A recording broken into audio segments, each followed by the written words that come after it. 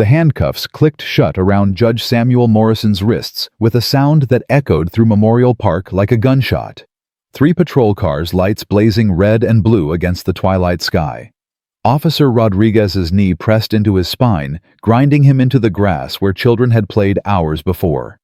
"You're done," Rodriguez hissed, his breath hot with certainty.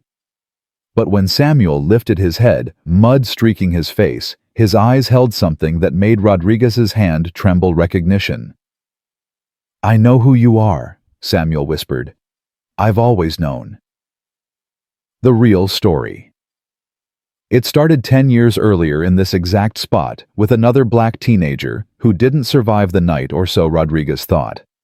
Memorial Park had always been Samuel Morrison's sanctuary. It sat on the eastern edge of the city, like a green jewel untouched by the steel and glass towers that clawed at the sky just 3 miles west. At 6:47 p.m. on a Thursday evening in late September, the park existed in that perfect liminal space between day and night, the sun hanging low and golden, casting long shadows through the oak trees that had stood sentinel for over a century. Joggers completed their final laps. A young mother pushed a stroller toward the parking lot. Somewhere in the distance, a dog barked with pure, uncomplicated joy.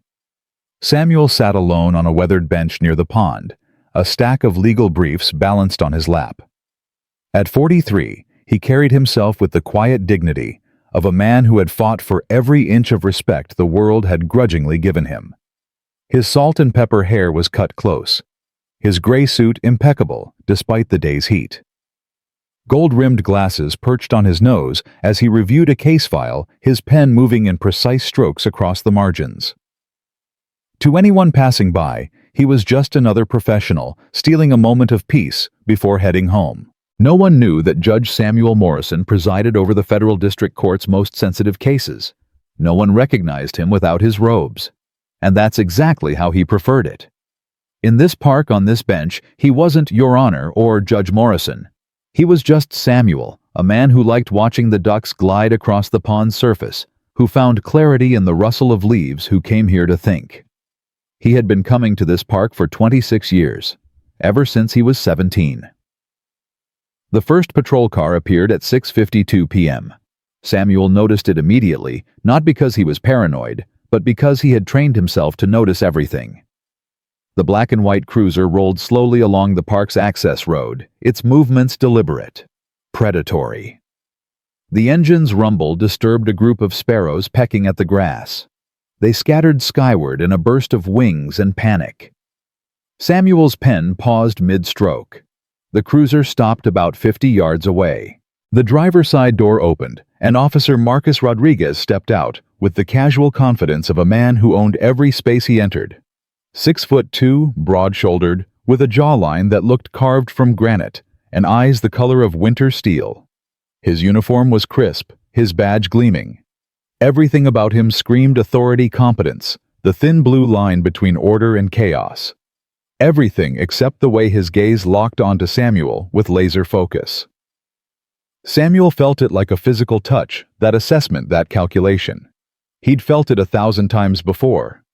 The way some people looked at a black man sitting alone in a park at dusk, expensive suit or not, legal briefs or not. The mental gymnastics that transformed professional taking a break into suspicious individual in the span of a heartbeat. He took a slow breath and returned to his paperwork. He had done nothing wrong. He was harming no one. He had every right to be here. 2 more patrol cars arrived within 60 seconds. The coordination was too perfect to be coincidence. 3 cars, 6 officers, all converging on one man sitting peacefully on a bench. Samuel's heart rate increased fractionally, but his hands remained steady. He had learned long ago that panic was a luxury he couldn't afford. Panic made you look guilty. Panic gave them ammunition. So he sat perfectly still and waited. Rodriguez approached first, his hand resting casually on his service weapon. His partner, Officer David Brooks, flanked him on the left, younger, maybe 30, with nervous energy that manifested in the constant flex of his fingers. The other 4 officers fanned out in a loose semicircle, cutting off potential exit routes. Standard intimidation tactics. Textbook positioning. Evening. Rodriguez said, his voice carrying that particular tone of false friendliness that Samuel recognized immediately. The tone that preceded everything from traffic tickets to tragedy. Mind if we have a word? Samuel marked his place in the brief with deliberate precision, set his pen down, and looked up. Officers, how can I help you? We've had some reports about suspicious activity in the park. Rodriguez's eyes swept over the legal documents, the expensive briefcase at Samuel's feet, the Rolex on his wrist. Criminal activity. Is that so? Samuel's voice remained level professional. I've been sitting here for about 40 minutes, and the only thing I've seen is families going home and Mr. Patterson walking his terrier. He gestured toward an elderly white man now watching the scene from a safe distance near the playground. Perhaps you could be more specific about what kind of activity you're investigating. Brooks stepped closer, his hand also moving to his weapon. We're going to need to see some identification. Am I being detained, or is this a consensual encounter? The question hung in the air like a blade. Rodriguez's jaw tightened almost imperceptibly. Most people didn't know the difference. Most people didn't know their rights. Most people certainly didn't have the courage to invoke them when surrounded by 6 armed officers. We're just having a conversation, Rodriguez said smoothly. But if you want to make this difficult... I'm not making anything difficult, Officer Rodriguez. Samuel watched recognition flicker across the man's face, surprised that this random citizen knew his name. Your nameplate is clearly visible. I'm simply clarifying the nature of our interaction. Under Terry v. Ohio, you need reasonable suspicion of criminal activity to detain me. Do you have reasonable suspicion? The air shifted, became charged. Rodriguez's friendly mask slipped, revealing something colder underneath. Sir, I'm going to ask you one more time to provide identification. And I'm going to respectfully decline until you articulate your reasonable suspicion. Samuel's voice never rose above conversational volume, but something in it made Brooks take an involuntary step backward. I have no obligation to identify myself for a consensual encounter. That's Supreme Court precedent. Hebel v. 6th Judicial District Court of Nevada, 2004.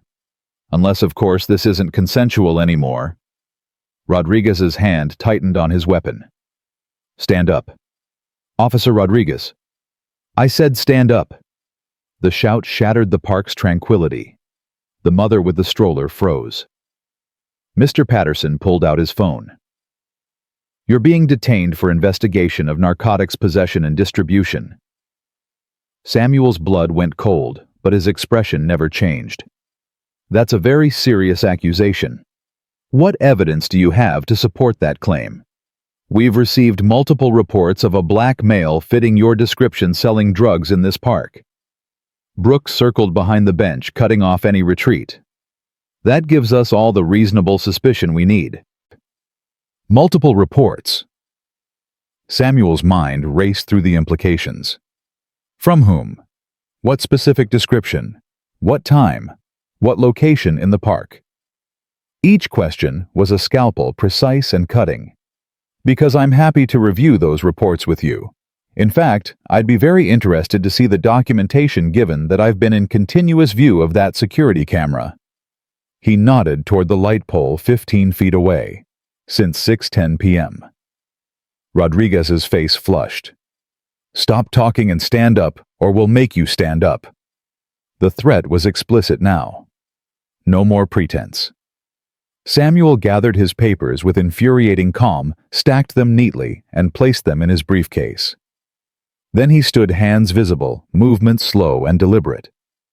He was acutely aware of the optics, 6 white officers surrounding 1 black man in a park at dusk. He was aware of Mr. Patterson filming on his phone. He was aware of the way this could go wrong in 100 different ways, each more tragic than the last. I'm complying with your order, Samuel said, clearly projecting his voice toward the camera, toward the witnesses. I'm standing. My hands are visible. I'm not reaching for anything. Turn around. Hands behind your back. Am I under arrest? You're being detained pending investigation. That's not an answer to my question, Officer Rodriguez. Samuel turned slowly, keeping his hands raised. Am I under arrest or am I being detained? Because the legal distinction matters quite a bit.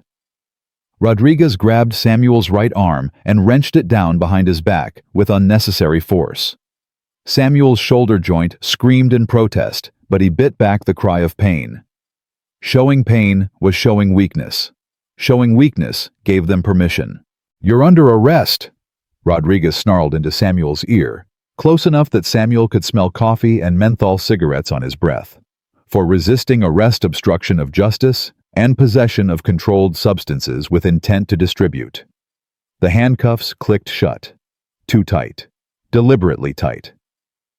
"I'd like to see your probable cause for the drug charges," Samuel said through gritted teeth, "since you didn't find any drugs on my person or in my immediate vicinity." Brooks moved to the bench and grabbed Samuel's briefcase. "We're searching your bag incident to lawful arrest. You need a warrant for that. We have exigent circumstances." Brooks unzipped the briefcase, his hands moving through the legal briefs, the pens, the leather-bound notebook. His fingers closed around something. He pulled out a small plastic bag containing white powder. Samuel's world tilted. "Well, well," Brooks said, holding the bag up like a trophy. "What do we have here?" The words came from somewhere deep, somewhere primordial. "That's not mine." "They all say that." Rodriguez shoved Samuel forward toward the nearest patrol car. "They all say that." "That bag wasn't in my briefcase." Samuel's voice rose for the first time, panic finally breaking through his carefully maintained composure.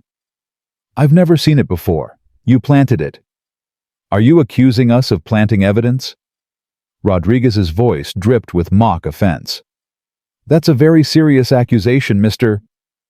He paused, finally pulling out Samuel's wallet from his jacket pocket. "Morrison. Samuel Morrison." His eyes scanned the driver's license, and something flickered across his face. Something that looked almost like recognition, but it vanished too quickly to be sure. "Check my fingerprints," Samuel said urgently, his legal mind cycling through options, through procedures, through the labyrinth of law that was supposed to protect him. "Check that bag for my fingerprints. Run a chemical composition test. I'm telling you, I have never touched that bag." "Sure thing." Rodriguez's smile was all teeth and no warmth. "We'll do that right down at the station, after we process you, after we book you, after you spend a nice long night in holding while we sort this all out." They were at the patrol car now. Rodriguez placed his hand on Samuel's head, preparing to guide him into the back seat. This was it, the moment when theory became reality, when knowing your rights meant nothing in the face of badges and guns, and the absolute certainty that no one would believe a black man over 6 police officers. Samuel made a decision.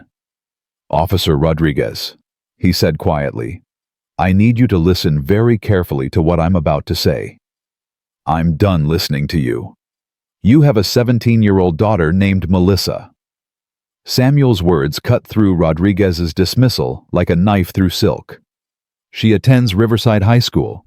She's on the volleyball team. She drives a silver Honda Civic that you bought her last March for her birthday. License plate 7 Delta Kilo 942. Rodriguez froze, his hand still on Samuel's head. "How the fuck do you know that?" "Your wife's name is Patricia. She works as a dental hygienist at Bright Smile Dental on Morrison Avenue. Ironic, given my last name." Samuel kept his voice level, factual. "You live at 4267 Oakwood Drive. You have a Rottweiler named Duke. You've been with the department for 19 years. You have a scar on your right hand between your thumb and index finger from a knife fight when you were 23 years old that was never officially reported." The color drained from Rodriguez's face. "Who the fuck are you? And 10 years ago?" Samuel continued, his voice dropping to barely above a whisper. "On September 14th, you beat a 17-year-old black kid so badly in this exact park that you fractured his skull, broke 3 of his ribs, and ruptured his spleen. You left him for dead in the bushes by the north entrance. You and your partner at the time, Officer Michael Thompson, who conveniently retired 2 years later and moved to Arizona. You filed a report claiming the kid attacked you. Self-defense. No witnesses. Case closed." Rodriguez's hand trembled against Samuel's head. That kid died. Did he? Samuel turned his head, meeting Rodriguez's eyes directly. The hospital report said he had a less than 30% chance of survival. 6 surgeries, 4 months in rehabilitation, permanent nerve damage in his left leg. But he lived, Marcus. He survived, and he remembered everything. Every kick, every word you said while you were beating him. How you laughed. How you told him that nobody would care about one dead black kid in a park. The silence stretched thick and suffocating. Brooks stepped forward, his face pale. Rodriguez, what the fuck is he talking about? He's lying. But Rodriguez's voice lacked conviction. He's just trying to... The case number was 2015-7842, Samuel said. Victim's name was Samuel Morrison, Jr., 17 years old, arrested for suspicious behavior in Memorial Park. Resisted arrest according to your report. You claimed he reached for your weapon, justified use of force. Except there was no weapon. There was never a weapon. Just a scared kid who asked why he was being stopped. Rodriguez's hand dropped from Samuel's head. He took a step back, his face ashen. You can't be... I had different glasses back then. I was 70 pounds lighter. I had a stutter when I was nervous. It took me 2 years of speech therapy to overcome it. Samuel's voice was steady, relentless. But I'm the same person you left bleeding on the ground. The same person you thought you'd killed. The same person whose life you tried to destroy because you could. Because you wore a badge, and I was just another black face that didn't matter. Brooks looked between them, his hand still on his weapon, confusion and dawning horror warring on his face. Rodriguez, is this true? Shut up, Brooks. Because if this is true, if he's telling the truth... I said, shut the fuck up. Rodriguez grabbed Samuel by the shirt collar and slammed him against the patrol car. Samuel's face hit the roof with a sickening thud. Blood trickled from his nose. You don't know what you're talking about. You don't know what happened that night. I know exactly what happened. Samuel's voice remained eerily calm, despite the blood, despite the pain. I know you were drunk. I know you and Thompson had been at McReady's bar for 3 hours before your shift started. I know you were angry because your wife had filed for divorce the first time, not the time it actually went through 2 years later. I know you took that anger out on a kid who had the audacity to go running in a park while black. You're fucking crazy. I also know, Samuel continued, and now his voice took on a different quality, steel wrapped in silk, that you've planted evidence on at least 14 other people in the last 10 years. I know about the protection money you take from the dealers on 5th Street. I know about the DUI you covered up for Councilman Porter's son. I know about the witness who disappeared before she could testify against your partner. Should I continue, Officer Rodriguez? Or shall we discuss this further at the station? The other officers had gone silent, watching the confrontation with growing unease. Mr. Patterson's phone was still recording. The evening had descended into full darkness, and the patrol car's lights painted everything in alternating shades of red and blue like a nightmare in primary colors. Rodriguez's face twisted with rage and something else, fear. Get him in the fucking car, now! Brooks hesitated. Maybe we should... now. They shoved Samuel into the back seat with enough force to crack his head against the opposite door.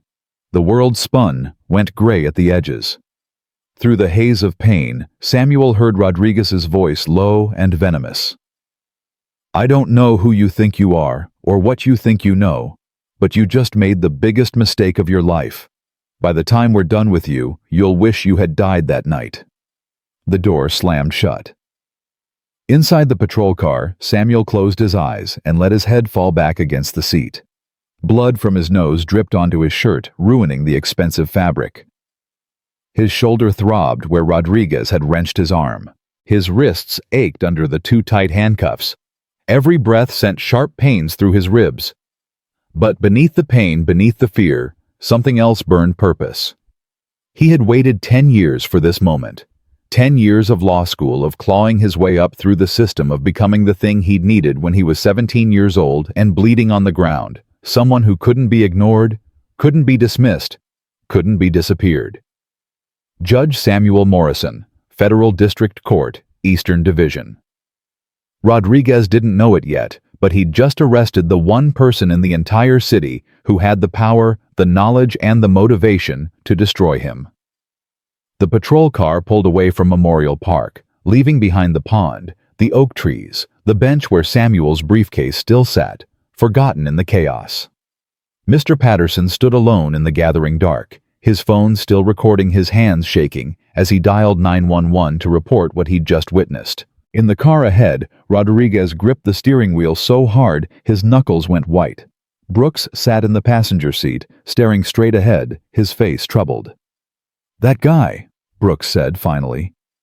"Do you really know him from before?" Rodriguez said nothing for a long moment. Then, "Doesn't matter. He's going down for possession with intent. We've got the evidence. We've got witnesses. We've got everything we need." "But what he said about planting evidence, are you questioning me?" Rodriguez's voice dropped to something dangerous. "Are you fucking questioning me, Brooks?" "No, Then shut your mouth and remember whose side you're on. Remember who's kept your ass out of trouble for the last 3 years. Remember who covered for you when you fucked up that arrest on Maple Street?" Rodriguez's eyes flicked to the rearview mirror, meeting Samuel's gaze in the reflection. "This piece of shit is lying. He's desperate. He's trying to save himself by making up stories about cops. It's the oldest trick in the book." But his hands kept shaking. In the back seat, Samuel kept his expression neutral, his breathing even. He mentally cataloged everything, every word spoken, every action taken, every procedural violation. The illegal search, the planted evidence, the excessive force, the failure to read Miranda rights, the threats. It was all ammunition.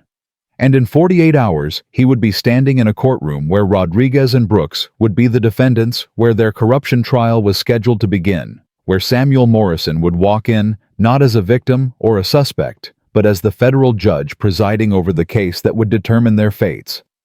They had arrested a judge. They had planted evidence on a federal judge. They had assaulted a federal judge. And they had no idea. The patrol car turned onto the highway, heading downtown toward the police station. In the distance, the city's lights glittered like fallen stars, beautiful and cold, and indifferent to the dramas playing out in its streets. Samuel closed his eyes and prepared for what came next. The booking process, the fingerprinting, the moment when the system would flag his name, when alarms would sound, when internal affairs would get a call that would light their phones up like Christmas. The moment when Marcus Rodriguez would realize that the scared 17-year-old he'd beaten half to death had grown up to become his worst nightmare. Justice Samuel had learned was rarely swift, but it was inevitable, patient, inescapable, and it was coming. The patrol car's siren wailed into the night, announcing its presence, demanding the world make way. But the sound that would haunt Marcus Rodriguez for the rest of his life wasn't the siren. It was the sound of Samuel Morrison's quiet breathing from the back seat, steady, controlled, and utterly unafraid. The breathing of a man who knew exactly how this story would end. The fluorescent lights of the downtown police station flickered like dying stars as the patrol car pulled into the secured garage. The heavy metal door rolled shut behind them with a finality that made Brooks shift uncomfortably in his seat. Samuel watched through the window as they passed the employee parking area. A dozen personal vehicles sat in neat rows, oblivious to the chaos about to unfold within these concrete walls. Rodriguez killed the engine, but didn't move immediately. His shoulders were tense, his breathing slightly elevated. In the rearview mirror, his eyes kept darting to Samuel's reflection, then away, as if he couldn't quite bear to look directly at the ghost he thought he'd buried. "Call it in," Rodriguez said, finally, his voice tight. "Let booking know we're coming in with a suspect. Narcotics possession with intent resisting arrest obstruction." Brooks reached for the radio, hesitated. "Rodriguez, about what he said back there." "Forget what he said." Rodriguez's hand slammed against the steering wheel, making Brooks jump. He's playing mind games. That's what they do. They make up stories they try to get in your head. They hope you'll slip up and give them something to use. It's manipulation, pure and simple. But he knew your address, your daughter's name, the kind of car she drives. Information anyone could find online if they looked hard enough. Rodriguez turned in his seat, fixing Brooks with a glare that could cut glass. You're young, Brooks. You haven't seen what I've seen. These people, they're smart. They study us. They wait for opportunities. This guy probably has a record, as long as your arm, probably been planning something like this for months. Trying to claim police brutality, trying to get ahead of his charges by making us look dirty. Samuel remained silent in the back seat, listening, cataloging. Every word was another nail in Rodriguez's coffin. Every lie, every threat, every moment of panic disguised as bravado, all of it would matter when the truth emerged. And the truth, Samuel knew, with the certainty of a man who had spent 15 years studying law, always emerged. Brooks made the call. His voice cracked slightly as he relayed the information to the booking sergeant. Samuel heard the scratchy response through the radio. Copy that. Bring him through the south entrance. Booking room 2 is ready. They hauled Samuel out of the car with unnecessary roughness. His legs had gone partially numb from the awkward position and tight handcuffs, and he stumbled on the first step. Rodriguez caught him not gently and shoved him toward the entrance door. Walk, Rodriguez commanded. Difficult to do when you've cut off circulation to my hands for the past 20 minutes, Samuel said calmly. These cuffs are too tight. That's a violation of protocol, by the way. Should be snug but not restricting blood flow. Check your training manual, page 47. Rodriguez's face flushed. You want to tell me how to do my job? I'm telling you how to avoid an excessive force complaint. But given the circumstances, I suspect that ship has already sailed. They passed through a series of secure doors, each one requiring Rodriguez's keycard. The station's interior was exactly what Samuel had expected. Institutional beige walls, scuffed linoleum floors, the smell of burnt coffee, and industrial cleaner. Officers moved through the hallways with the weary efficiency of people working the evening shift, barely glancing at the handcuffed man being escorted through their midst. No one recognized him. Why would they? Federal judges didn't typically get arrested and paraded through police stations in handcuffs. The booking room was a windowless square with a desk, a computer terminal, a fingerprint scanner, and a camera mounted in the corner that recorded everything. Sergeant Maria Martinez sat behind the desk, a heavy-set woman in her 50s, with steel gray hair pulled into a tight bun. She'd been processing suspects for 23 years, and her expression suggested she'd seen everything and been impressed by none of it. Name, she said without looking up from her computer screen. Samuel Jonathan Morrison, Samuel replied. And I'd like to file a formal complaint about the conduct of Officers Rodriguez and Brooks during my arrest. Martinez's fingers paused on the keyboard. She looked up, her sharp eyes taking in Samuel's expensive suit, the blood on his face, the way he held himself with perfect posture despite the circumstances. Complaint noted. We'll address that after processing. Date of birth: April 12, 1982. Rodriguez hovered near the door, his agitation growing. Can we speed this up, Martinez? I want him in holding before... Before what? Rodriguez. Martinez's voice carried the authority of someone who dealt with too many hot-headed officers over the years. Before I do my job correctly, sit down and shut up. I process suspects my way, not yours. The rebuke landed like a slap. Rodriguez's jaw clenched, but he said nothing. Brooks shifted his weight from foot to foot, looking like he wanted to be anywhere else. Martinez continued with the standard questions. Address. Samuel gave his home address in the upscale Riverside district, which made her eyebrows rise slightly. Occupation. Samuel took a breath. This was the moment. He could delay, it could avoid answering, could watch this farce continue a little longer. But he was tired. His head throbbed where it had hit the car, and he wanted this nightmare to accelerate toward its inevitable conclusion. "I'm a federal judge," he said clearly. "United States District Court, Eastern Division." The room went absolutely silent. Martinez's hands froze over the keyboard. Brooks made a sound like he'd been punched in the stomach. Rodriguez's face cycled through disbelief, denial, and something approaching terror in the span of 3 seconds. "You're a what?" Martinez said, her voice very quiet. "A federal judge. I was appointed 4 years ago by President Whitmore. I currently preside over the Eastern Division, primarily handling civil rights cases, federal corruption cases, and constitutional law matters." Samuel met her eyes steadily.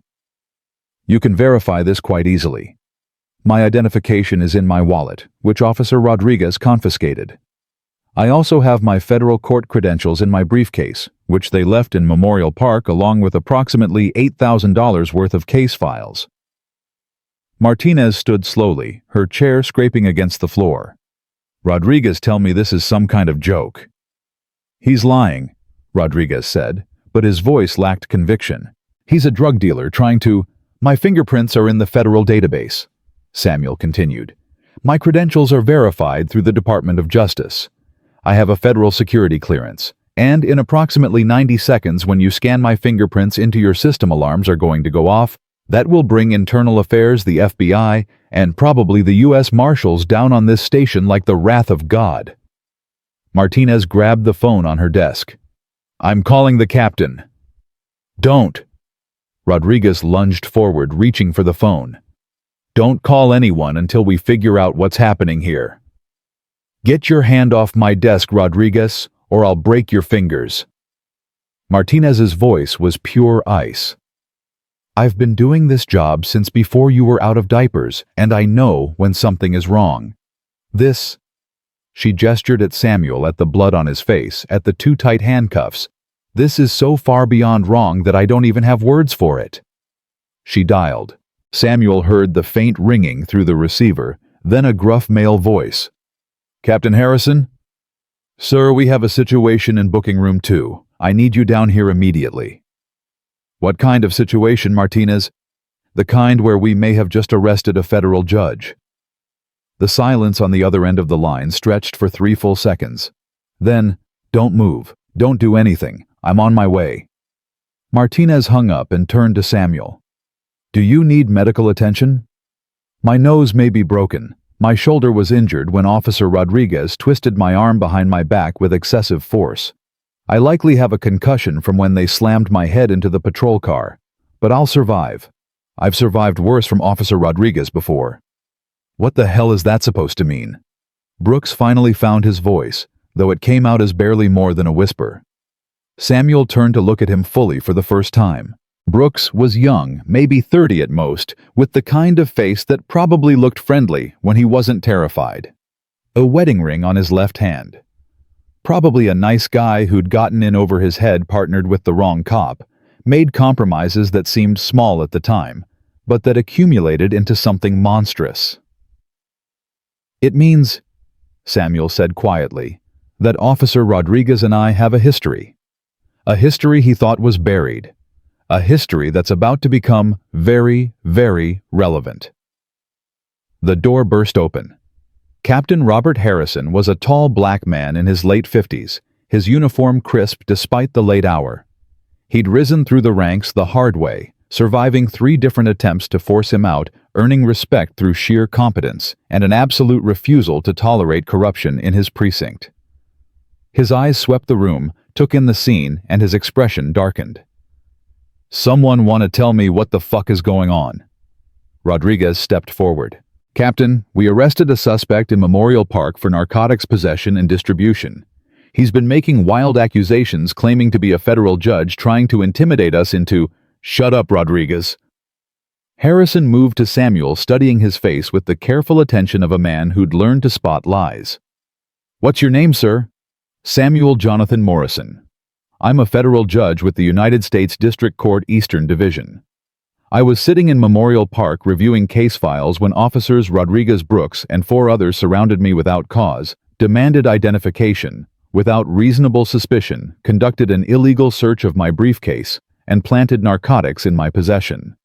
They then arrested me, used excessive force, and transported me here while making threats about my safety." Harrison's jaw tightened. "Martinez, scan his prints. Now." Martinez gestured Samuel forward. He moved awkwardly with the handcuffs still binding his wrists, and Harrison immediately noticed. "Why are those cuffs so tight?" "Because Officer Rodriguez wanted to cause pain," Samuel said matter-of-factly. "He's done this before. He knows exactly how tight to make them to hurt without leaving obvious marks. Get them off him. Now." Rodriguez fumbled with his keys, his hands shaking so badly it took him 3 tries to unlock the cuffs. The moment they came off Samuel's wrists, revealed deep red grooves in his skin. Harrison took one look, and his expression went from angry to absolutely furious. "Those are going in the report," he said. "Photograph documented the whole 9 yards." Samuel rubbed his wrists gently, feeling the blood flow return in painful tingles. Martinez guided his hands to the fingerprint scanner, a sleek digital device connected to multiple law enforcement databases. She pressed his right index finger to the glass surface, then the rest in sequence. The computer beeped, then beeped again, then made a sound like an alarm, and the screen flashed red. "Jesus Christ," Martinez breathed, staring at the monitor. "It's flagged. Federal law enforcement, judicial branch, security clearance level." She trailed off, her face going pale. "It's real. He's telling the truth. He's Judge Samuel Morrison." The words hung in the air like an executioner's blade. Brooks sat down heavily in the nearest chair, his face the color of old parchment. Rodriguez looked like he was going to be sick. Harrison closed his eyes briefly, and Samuel could practically see him calculating the damage, political, legal professional. "Sir," Harrison said, his voice carefully controlled, "I need you to tell me exactly what happened from the beginning, every detail." Samuel did. He laid it out with the precision of a legal brief, the 3 patrol cars arriving within seconds of each other, the coordinated approach, the demand for identification without reasonable suspicion, the illegal search, the bag of drugs that appeared in his briefcase like magic. He described Rodriguez's threats, the excessive force, the blood, the fear, and then he dropped the bomb. "This isn't the first time Officer Rodriguez has assaulted me," Samuel said quietly. 10 years ago, when I was 17 years old, Officer Rodriguez and his then partner Michael Thompson beat me nearly to death in Memorial Park. I was jogging. They stopped me, claimed I was suspicious. When I asked why I was being detained, they attacked me. Fractured skull, 3 broken ribs, ruptured spleen. I spent 4 months in the hospital. Harrison's eyes widened. "Do you have proof of this?" "I have hospital records. I have the police report Rodriguez filed full of lies about me attacking them. I have the case number 2015-7842. And I have scars." Samuel unbuttoned his shirt partially, revealing a long surgical scar across his abdomen. "Emergency splenectomy. I also have nerve damage in my left leg that required 2 years of physical therapy. Would you like to see those scars too?" "Captain," Rodriguez found his voice finally desperate and raw. "That's not, we didn't know he attacked us. I was 17 years old and weighed 140 pounds. Samuel said, his voice hard as granite now. "You and Thompson weighed a combined 500 pounds, both armed, both trained. And your story was that I attacked you both simultaneously, and you had no choice but to beat me unconscious in self-defense. You reached for my weapon. I did not. I never reached for anything. I asked why I was being stopped, and you took that as an excuse to show a black kid what happened when he didn't show proper respect to the police." Samuel took a step toward Rodriguez, and the officer actually flinched backward. "You told me while you were kicking me in the ribs that nobody would care about another dead nigger in the park. Those were your exact words, Officer Rodriguez. I've remembered them every single day for 10 years. The silence was absolute. Harrison turned to Rodriguez, and his voice was colder than Samuel had ever heard from another human being. "Rodriguez, you're suspended effective immediately. Brooks, you too. Badges and weapons on the desk, now. Captain, you can't. I can, and I am. You arrested a federal judge. You planted evidence. You used excessive force. And if what Judge Morrison is saying about 10 years ago is true, and I'm betting it is, then you've been a cancer in this department for at least a decade. Harrison held out his hand. Badges, weapons. Don't make me ask again. Rodriguez's hands trembled as he removed his badge and service weapon, placing them on Martinez's desk like he was severing his own limbs. Brooks followed suit, his face streaked with tears he didn't bother to hide. I didn't know, Brooks whispered. I swear to God, I didn't know about any of this. He told me the guy was a dealer, that we had reports that everything was legitimate. Save it for internal affairs, Harrison said. Get out of my sight. Wait in interrogation room 3. Don't speak to each other. Don't call anyone. Don't move until IA gets here. They left like condemned men walking to the gallows. The door closed behind them with a sound like a coffin lid. Harrison turned to Samuel, and for the first time his expression softened. Judge Morrison, I apologize on behalf of this entire department. What happened to you tonight? What happened to you 10 years ago? It's unconscionable. It's criminal. And I give you my word that we will investigate this thoroughly and hold everyone responsible accountable. I appreciate that, Captain. Samuel's voice was tired now, the adrenaline beginning to fade and leave pain in its wake. But you should know something else. Officer Rodriguez is scheduled to appear in my courtroom on Monday morning. He's a defendant in a federal corruption case, United States v. Rodriguez, Brooks, Martinez, and 7 others. Charges include evidence tampering, bribery, civil rights violations, and conspiracy. I'm the presiding judge. Harrison's eyes went wide. You're telling me he arrested the judge who's about to preside over his corruption trial? That's exactly what I'm telling you. The irony isn't lost on me. Does he know? Did he know who you were when he arrested you? Samuel thought about that moment in the park when Rodriguez had pulled out his wallet, had scanned his driver's license. That flicker of recognition there and gone. I don't think he made the connection, at least not consciously. He arrested me because I was a black man in a park, and his instinct told him he could get away with it.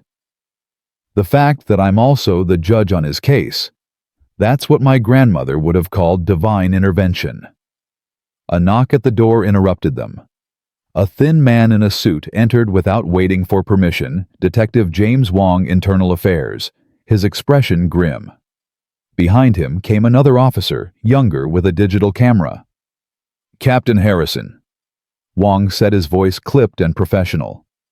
We received an automated alert from the federal database. Someone scanned the fingerprints of a federal employee with high-level security clearance. I assume that's you, Judge Morrison. It is. Wong's eyes traveled over Samuel's face, the blood, the swelling, the damage. We need photographs. We need your statement. We need everything, and we need it documented properly, because this is going to blow up into the biggest shitstorm this department has seen in 20 years. 30 years, Harrison corrected quietly. This is the worst thing that's happened in this precinct since I've been here. Maybe ever. For the next 2 hours, Samuel sat in a different room, cleaner, quieter, with decent chairs and water that didn't taste like metal, and gave his statement. Wong recorded every word, took photographs of every injury, documented the timeline with obsessive precision. A paramedic arrived to check Samuel's vitals, confirmed the probable broken nose and concussion, and recommended he go to the hospital. Samuel refused. I need to see this through tonight. I'll go to the hospital tomorrow. Wong studied him with the careful attention of someone who'd spent decades reading people. You wanted this to happen, didn't you? Not the arrest itself, but something. Some kind of confrontation. That's why you were sitting in that park at that particular time. Samuel met his eyes. I go to that park every Thursday evening at the same time. I have for 10 years, ever since I recovered enough to walk. I sit on that bench and review case files because it's peaceful. Because I refuse to let fear dictate where I can exist in this city. and because I wanted to reclaim that space from the memory of what happened there. But you knew Rodriguez might see you eventually. I knew it was possible. The park is in his patrol zone. I've seen him drive by dozens of times over the years. He never recognized me until tonight when something about the way I spoke, the way I looked at him triggered a memory he thought he'd buried. Samuel leaned back wincing as his shoulder protested. I didn't plan this, Detective Wong, but I'm not going to pretend I'm sorry it happened. Sometimes the truth needs a catalyst. Wong made a note in his file. We're going to need to interview Rodriguez and Brooks. Do you want to be present? Samuel considered that. The thought of facing Rodriguez across an interrogation table, of watching him squirm as the walls closed in, held a certain appeal. But he was also exhausted in pain and aware that his presence might complicate things legally. No, he said finally. Let them tell their story without me there. Let them lie or tell the truth as they choose. It doesn't matter. The evidence speaks for itself. But Wong saw something in Samuel's expression. You want to watch, though? Through the one-way glass. It wasn't a question. Samuel nodded slowly. I want to see his face when he realizes what he's done, what he's lost. I think I've earned that, don't you? Wong stood. Come with me. They walked through the station's maze of corridors to the observation room, a narrow space with a large window looking into Interrogation Room 3. Rodriguez sat alone at a metal table, his head in his hands, his shoulders shaking. The cocky confidence from the park had evaporated, leaving behind something smaller, more pathetic. Wong entered the interrogation room carrying a thick file folder. He sat across from Rodriguez without preamble. Officer Marcus Rodriguez, this interview is being recorded. You have the right to have an attorney present. Do you understand? Rodriguez looked up, his eyes red-rimmed. I want a lawyer. That's your right. But before your lawyer gets here, I want you to understand the situation you're in. Wong opened the folder, spread photographs across the table. Crime scene photos from 10 years ago. A 17-year-old Samuel Morrison, lying unconscious in the bushes, his face swollen beyond recognition, blood pooled beneath his head. Hospital photos showing the extent of his injuries. Do you remember this case? Rodriguez stared at the photos, his face draining of color. Case number 2015-7842. Victim Samuel Morrison, age 17. You and Officer Michael Thompson claimed he attacked you. You filed a report stating you used necessary force to subdue a violent suspect. The case was closed after the victim declined to press charges, probably because he was terrified of you, or because he knew the system wouldn't believe a black teenager over two white cops. I want my lawyer, Rodriguez repeated, but his voice was barely a whisper. That victim survived Rodriguez. He went to college, law school. He became an attorney, then a federal prosecutor, and 4 years ago he was appointed to the federal bench. Wong leaned forward. Judge Samuel Morrison, the man you arrested tonight. The man whose case files you left scattered in Memorial Park. The man who's going to be presiding over your corruption trial on Monday morning. Rodriguez's head dropped to the table. You planted evidence on a federal judge. Wong continued relentlessly.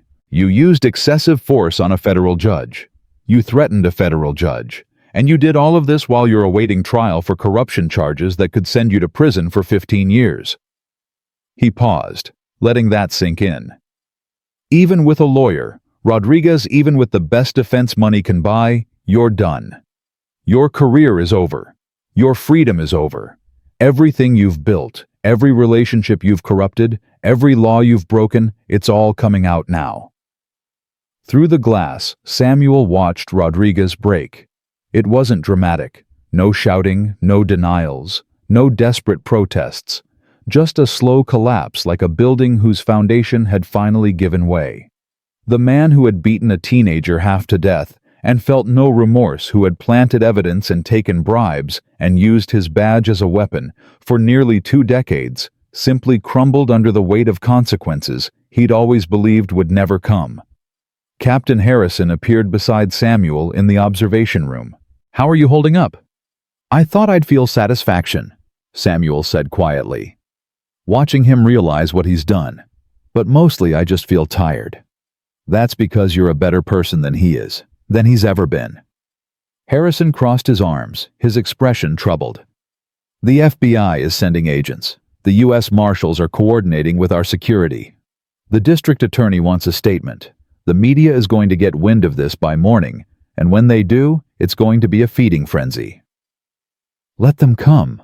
Samuel's voice was steady. I've spent 10 years afraid that telling my story would make me look weak, would undermine my authority, would give ammunition to every racist who wants to believe that judges like me don't belong on the bench. But I'm done being afraid. If this story helps one person understand what happens in the shadows, what abuse of power looks like, what it costs, then it's worth it.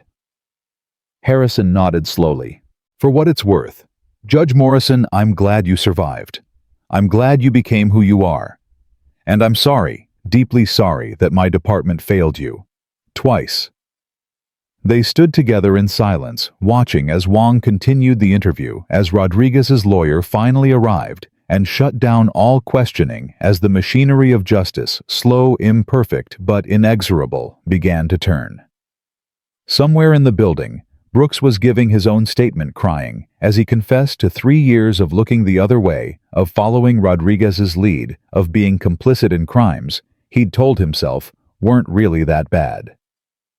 Somewhere else, Martinez was pulling records, finding inconsistencies in arrest reports, discovering patterns of evidence that appeared too conveniently in too many cases.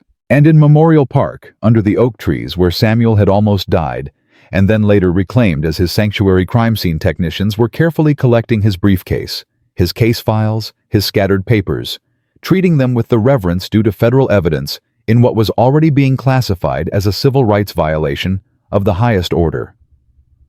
The city didn't know it yet, but everything was about to change.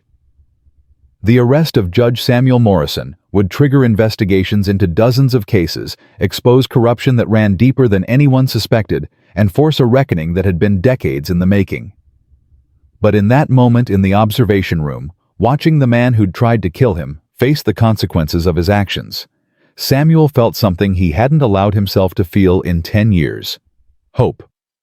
Not the naive hope of a 17-year-old boy who believed the system would protect him, but the hard-earned hope of a man who'd survived, who'd fought, who'd become powerful enough to protect himself and others like him. Justice was coming. Slow, perhaps. Complicated, certainly. But inevitable. And Samuel would be there wearing his robes, wielding his gavel, ensuring that this time, finally, the truth would not be buried in the shadows of Memorial Park. Samuel left the police station at 2:47 a.m. The city was a different animal at this hour. Empty streets, slick with recent rain, streetlights painting everything in sodium orange, the kind of silence that felt almost holy. Detective Wong had insisted on driving him home personally, and they rode in comfortable quiet, the radio playing soft jazz that seemed incongruous with the night's violence. "You should know," Wong said as they turned onto Samuel's street. "We found something in Rodriguez's locker, a notebook. He keeps records of every arrest, every stop, every interaction, dates, times, names. It's meticulous. Obsessive even." Samuel's fingers tightened on his seatbelt. "And your name is in there, from 10 years ago, September 14th, 2015. He wrote about it like it was just another day at work. Suspect resisted, used appropriate force, neutralized threat. 3 sentences to describe nearly killing a kid." Wong's jaw clenched. But here's what's interesting. He crossed it out later, scribbled over it so hard he tore the page. Then wrote in the margin, "Closed. No further action required." He thought I was dead. Or he hoped you were. Either way, seeing you tonight, recognizing you, it must have felt like seeing a ghost. Wong pulled up in front of Samuel's brownstone, a beautiful old building in a neighborhood that had gentrified around him. "Get some rest, Judge Morrison. Tomorrow's going to be intense." Samuel climbed out, every muscle screaming in protest. "Detective Wong, thank you for believing me, for doing this right." Wong's expression softened. "I became a cop because I thought I could make a difference. Most days I'm not sure I have. But tonight I know I did something that matters. Sleep well, Judge. The house was dark and quiet. Samuel's wife, Elena, was at a medical conference in Chicago, wouldn't be back until Sunday. Part of him was grateful he didn't want her to see him like this, battered and bloody. Another part desperately wished she were here, wished for her steady presence. Her doctor's hands examining his injuries with professional care, wrapped in personal love. He stood in the bathroom staring at his reflection under harsh fluorescent light. His nose was definitely broken, swollen and purple. A cut above his left eyebrow would probably scar. Bruises were already blooming across his ribs where Rodriguez had shoved him against the car. He looked like he'd gone 10 rounds with a heavyweight boxer and lost every one. But he was alive. He was free. And in 72 hours, he would walk into his courtroom and face the man who'd tried to destroy him. Samuel's phone buzzed. A text from Elena. Just saw the news alert. Federal judge arrested. Call me immediately. Are you okay? His hands trembled as he typed back. I'm fine. Long story. We'll call in the morning.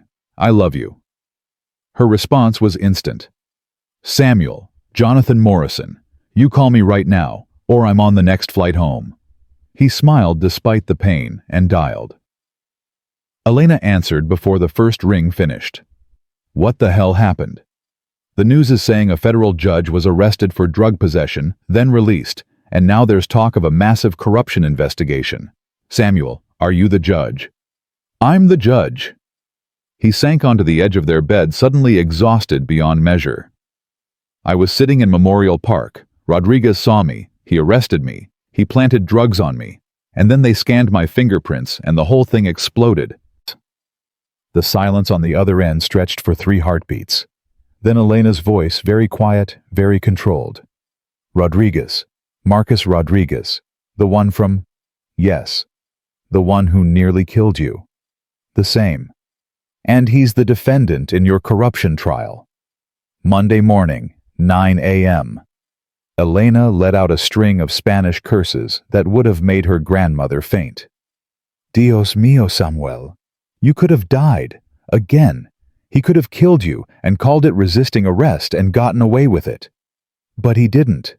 I'm here. I'm safe. And now he's facing federal charges on top of everything else. Samuel lay back on the bed, phone pressed to his ear. Elena, it's over. The nightmare from 10 years ago, the fear, the wondering if he'd recognize me someday, it's all over. He knows who I am now. The whole world is about to know what he did. There's no more hiding. I'm coming home. You don't have to. I'm coming home, and don't you dare argue with me. I'll be there by noon tomorrow. And Samuel... Her voice cracked slightly. I'm so proud of you. So proud of who you are, how you survived, how you turned that pain into purpose. But I'm also terrified and angry, and I need to see with my own eyes that you're okay. They talked for another hour, her voice the anchor that kept him tethered to normalcy. When they finally hung up, dawn was beginning to break over the city, painting the sky in shades of pink and gold that seemed almost obscenely beautiful after the darkness of the night. Samuel slept for 3 hours and woke to his phone exploding with messages. 73 text messages, 41 missed calls, 19 voicemails. News alerts flooding his screen with headlines that made his stomach clench. Federal judge arrested in park, claims police brutality. Corruption trial, judge allegedly assaulted by defendant before trial. 10-year cover-up exposed after judge's arrest. The story had broken wide open. His email was worse. Messages from colleagues expressing shock and support. Requests for interviews from every major news outlet in the country. A terse note from Chief Justice Patricia Delacroix asking him to call her immediately. And buried in the avalanche, one email that made his blood run cold. From Michael Thompson. Thompson, retired @gmail.com. Subject. We need to talk message. I saw the news. I know what Rodriguez did. I know what we did. I want to make this right. Please call me. I'll tell them everything. Samuel stared at the email for a full minute. Michael Thompson. Rodriguez's partner from 10 years ago. The other officer who'd beaten him, who'd stood by while Rodriguez kicked him unconscious, who'd corroborated every lie in the report. Thompson had retired 2 years after the incident, moved to Arizona, disappeared into the desert like so many cops who wanted to leave their pasts behind. And now he wanted to make it right. Samuel's hands shook as he forwarded the email to Detective Wong with a single line. "Looks like you have another witness." The phone rang 30 seconds later. Wong's voice was sharp with controlled excitement. "I need permission to contact him, to bring him in for an interview. If Thompson corroborates your account, if he admits to falsifying the report." "Do it," Samuel said. "Do whatever you need to do. I want the truth, Detective Wong. All of it, no matter where it leads." By 10 a.m., Samuel's house had become a fortress under siege. News vans lined the street, cameras pointed at his front door like cannons. Reporters shouted questions at his windows. His neighbors, good people who'd always been friendly but distant, suddenly became human shields, yelling at the press to give him privacy, threatening to call the cops themselves if the cameras didn't back up. Mrs. Chen from next door brought him soup. "You're too thin," she declared, bustling into his kitchen like she owned it. "And you look terrible. Sit, eat, and don't you dare go outside until that circus leaves."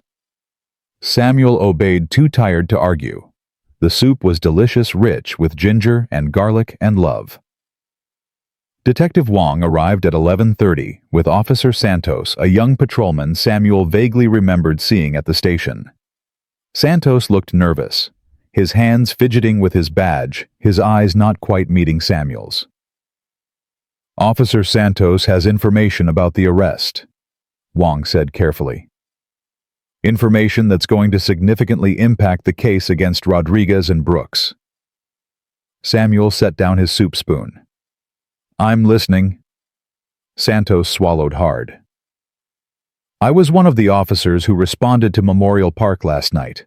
I was in the 3rd patrol car with Officer Miller. We arrived after Rodriguez and Brooks had already detained you, but I saw things, heard things." "What kinds of things?" "I heard Rodriguez tell Brooks to get the package from the glove box. Those were his exact words. Brooks hesitated, looked uncomfortable, but he did it. Came back with a small plastic bag. I didn't see what happened next because Rodriguez told Miller and me to secure the perimeter, keep civilians away. But when Brooks found drugs in your briefcase a few minutes later," Santos's voice trailed off. "It didn't feel right. The timing. The way Rodriguez smiled when Brooks held up the bag." Wong leaned forward. "Are you saying you witnessed Rodriguez and Brooks planting evidence on Judge Morrison?" "I'm saying I heard Rodriguez order Brooks to get something from the glove box, and minutes later that something was found in the judge's possession." Santos finally met Samuel's eyes. "I'm saying Rodriguez has done this before. I've seen him do it. Not directly, but I've had suspicions about at least 4 other arrests in the last year. People who swore the drugs weren't theirs, who seemed genuinely shocked when we found narcotics. I told myself I was wrong, that I was being paranoid, that Rodriguez was a good cop with more experience than me. But after last night, after seeing who you are, after learning about what he did to you 10 years ago, I can't stay quiet anymore." The room went silent, except for the ticking of Samuel's grandmother's clock on the mantel. "Officer Santos," Samuel said quietly, "do you understand what you're saying? Do you understand that this testimony could end careers, including potentially your own? That you'll be labeled a rat, that other officers might turn on you?" "I understand, sir." Santos's voice was steady now, certain. "But I became a cop to help people, not to cover up crimes. If I stay silent, I'm no better than Rodriguez, and I have a daughter. She's 5 years old. I want her to grow up in a world where judges like you don't get beaten and arrested for sitting in a park, where kids like you don't get left to die in the bushes." Wong made a note in his file. "We'll need a formal statement. On the record. Sworn." "I'll do it. Whatever you need." After Santos left, Wong stayed behind, his expression troubled. "Thompson called me back. He's flying in tomorrow morning. Says he's been carrying the guilt for 10 years that he's been in therapy trying to deal with what he did. When he saw the news, saw your face on TV, it all came flooding back. He wants to confess, wants to testify against Rodriguez. Samuel stood and walked to the window, careful to stay out of sight of the cameras. The street below was a circus of media and curiosity seekers. His quiet private life was officially over. By Monday, every person in America would know his story, would have opinions about it, would debate it on talk shows and social media and dinner tables across the country. "Detective Wong," he said without turning around. "Why do you think Rodriguez came after me, out of all the people he could have targeted, all the random black men he could have harassed? Why me? Was it really just bad luck that we ended up in the same park at the same time?" Wong was quiet for a moment. "I've been thinking about that. Rodriguez patrols that area has for years. You've been going to that park every Thursday for a decade. The odds of him never seeing you before last night are pretty low." Samuel turned. "So you think he recognized me before? You think he's known who I am?" "I think it's possible. Not consciously, maybe.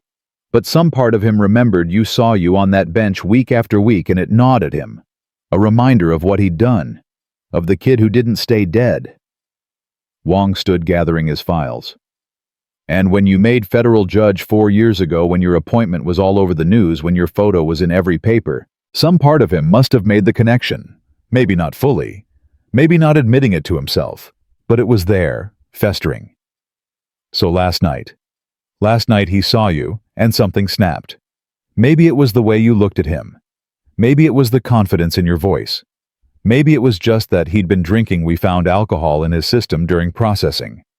But whatever the trigger, he saw you and decided to finish what he started 10 years ago." The doorbell rang. Elena's voice called from the front porch. "Samuel, let me in before these vultures eat me alive." He rushed to the door, pulling her inside. She was still in her conference clothes, pulling a small suitcase, her hair windblown from the cab ride. The moment the door closed, she dropped everything and grabbed his face in her hands, examining his injuries with a doctor's critical eye. Broken nose, probable concussion, contusions across the ribs and shoulder. Her voice was clinical, but her hands trembled. "You need a CT scan. You need X-rays. You need to be in a hospital, not standing here playing host to detectives." "I'm fine." "You're not fine. You're never fine, Samuel. You just pretend to be." She turned to Wong. "Detective, I appreciate everything you're doing, but my husband needs medical attention and rest. Whatever else you need can wait until tomorrow." Wong nodded, respecting the steel in her voice. "Of course, Mrs. Morrison. I'll be in touch." He paused at the door. "For what it's worth, Judge Morrison, you're handling this with more grace than most people would.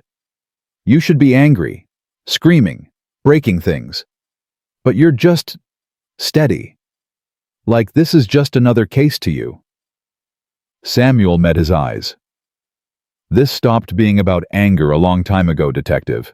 This is about making sure it never happens again. Not to me. Not to anyone." After Wong left, Elena made Samuel lie down while she examined him properly, her fingers gentle but thorough.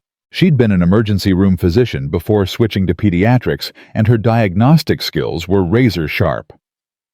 "Definitely a concussion. Grade 2, maybe 3. You're going to have headaches for weeks.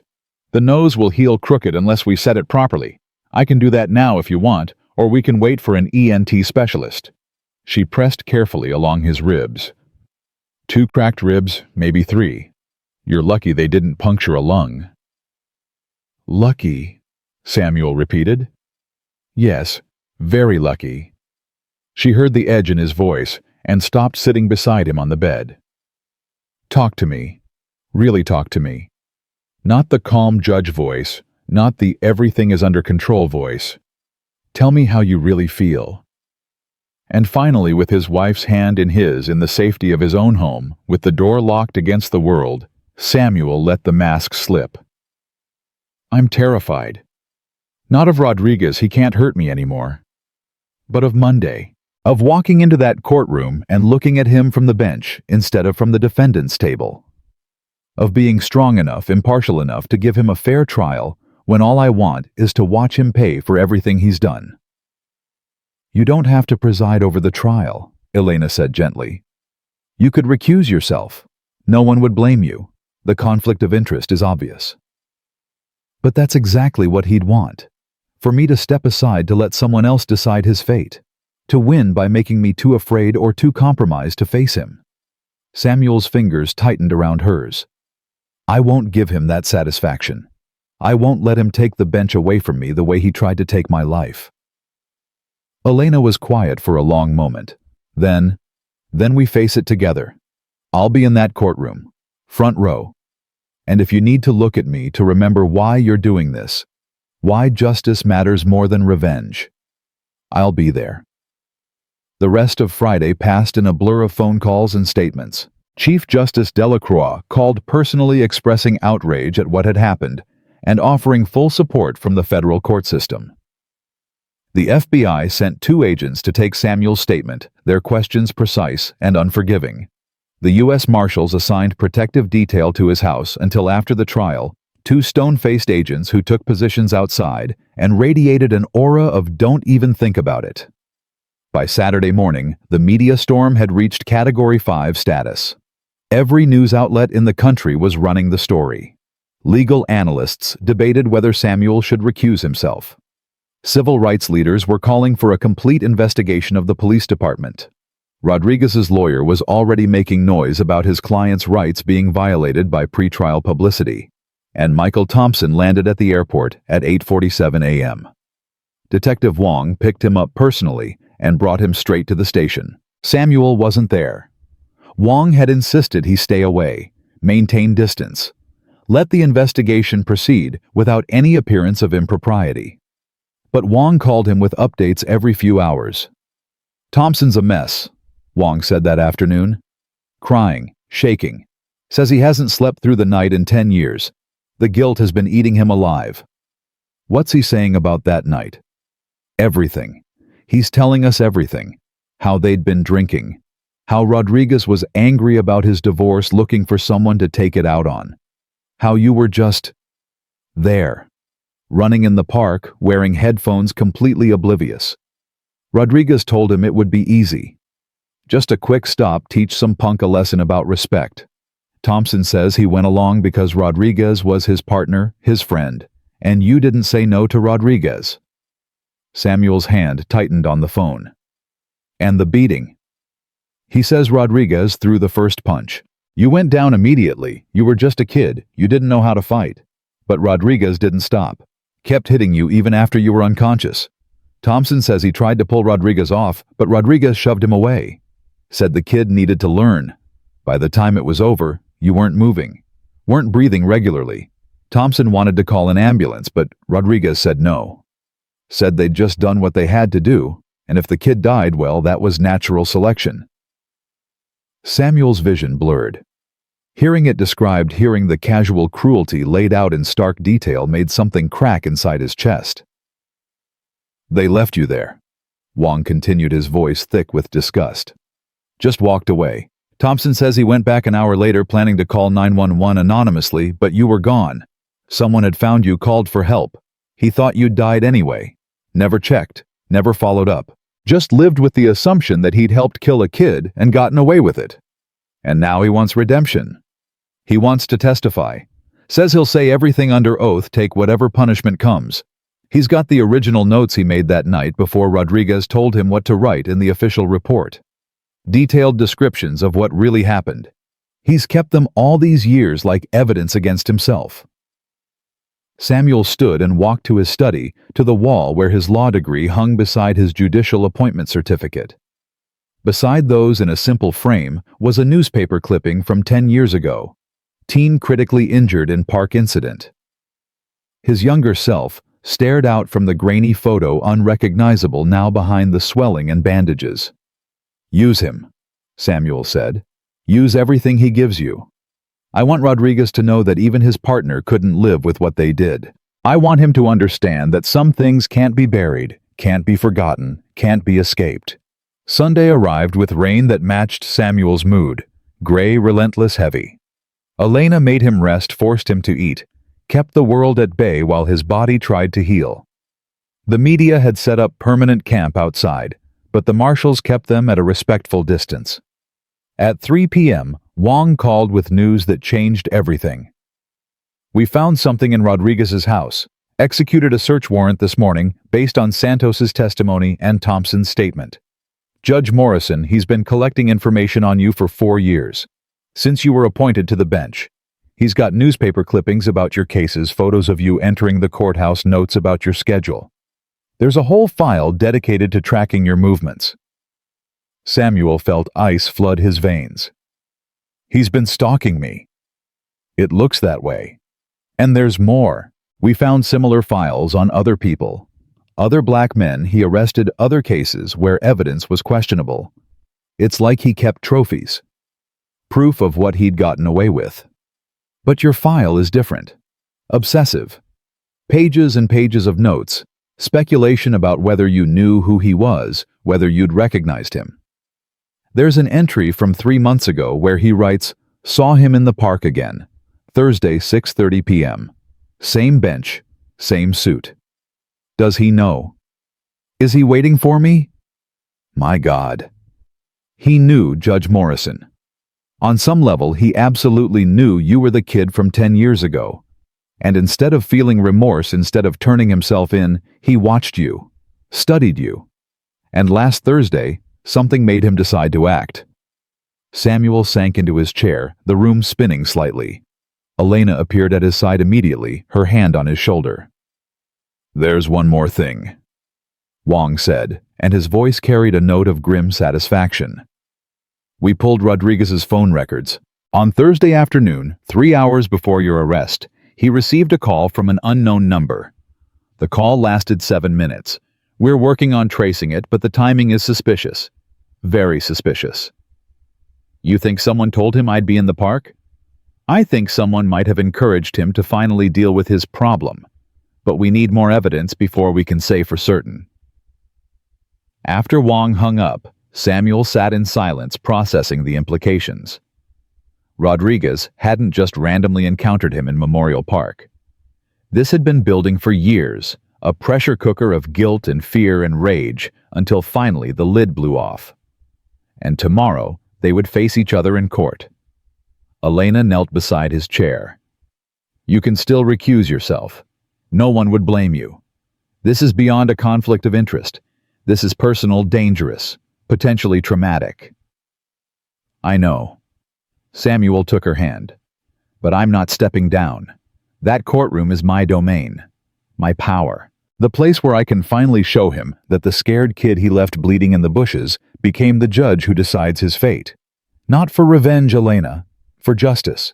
To prove that the system can work even when it's been broken, even when it's failed before." She studied his face for a long moment, then nodded. "Okay, but promise me something. Promise me that if it becomes too much, if you feel yourself losing objectivity, you'll step back. Because you're a good judge, Samuel. Don't let him take that away from you." "I promise." That night, Samuel dreamed of Memorial Park.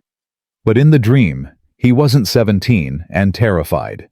He was himself now standing in his judicial robes beside the pond, watching the sun set in colors of gold and crimson. Rodriguez was there too, on his knees, handcuffed, the weight of his crimes finally bearing him down. And Samuel spoke one word, just one, and it echoed across the water like a bell. Justice. He woke at dawn on Monday morning, the words still ringing in his ears. It was time. The federal courthouse stood like a monument to marble and justice at the corner of 5th and Madison, its columns catching the first light of dawn. By 7 a.m., the media presence had transformed the steps into a war zone of cameras and microphones. Protesters had gathered too, some holding signs demanding police accountability, others supporting law enforcement, the divide as sharp and painful as a fresh wound. Rodriguez arrived at 8:15 a.m. in an unmarked car, his lawyer Benjamin Hastings beside him. Hastings was expensive, silver-haired, the kind of attorney who defended dirty cops and corrupt politicians with equal enthusiasm and obscene hourly rates. He'd been working the media all weekend, spinning narratives about rush to judgment and trial by public opinion. "Keep your head up," Hastings murmured as they pushed through the crowd. "Look confident. Look innocent. The cameras are watching everything." Rodriguez did as instructed, but his hands trembled slightly as he clutched his briefcase. He'd lost weight over the weekend, his suit hanging looser than it had on Thursday. Dark circles shadowed his eyes. He hadn't slept. Every time he closed his eyes, he saw Samuel Morrison's face, heard his voice reciting details that should have been buried forever. Brooks arrived separately, looking worse than Rodriguez, if that was possible. His lawyer was younger, cheaper, clearly out of his depth. Brooks kept his eyes down, shoulders, hunched, the posture of a man who knew he was already convicted in the court of public opinion. Inside the courthouse, the hallways buzzed with unusual energy. Court personnel whispered in clusters. Other attorneys lingered near courtroom doors, waiting to catch a glimpse of the drama.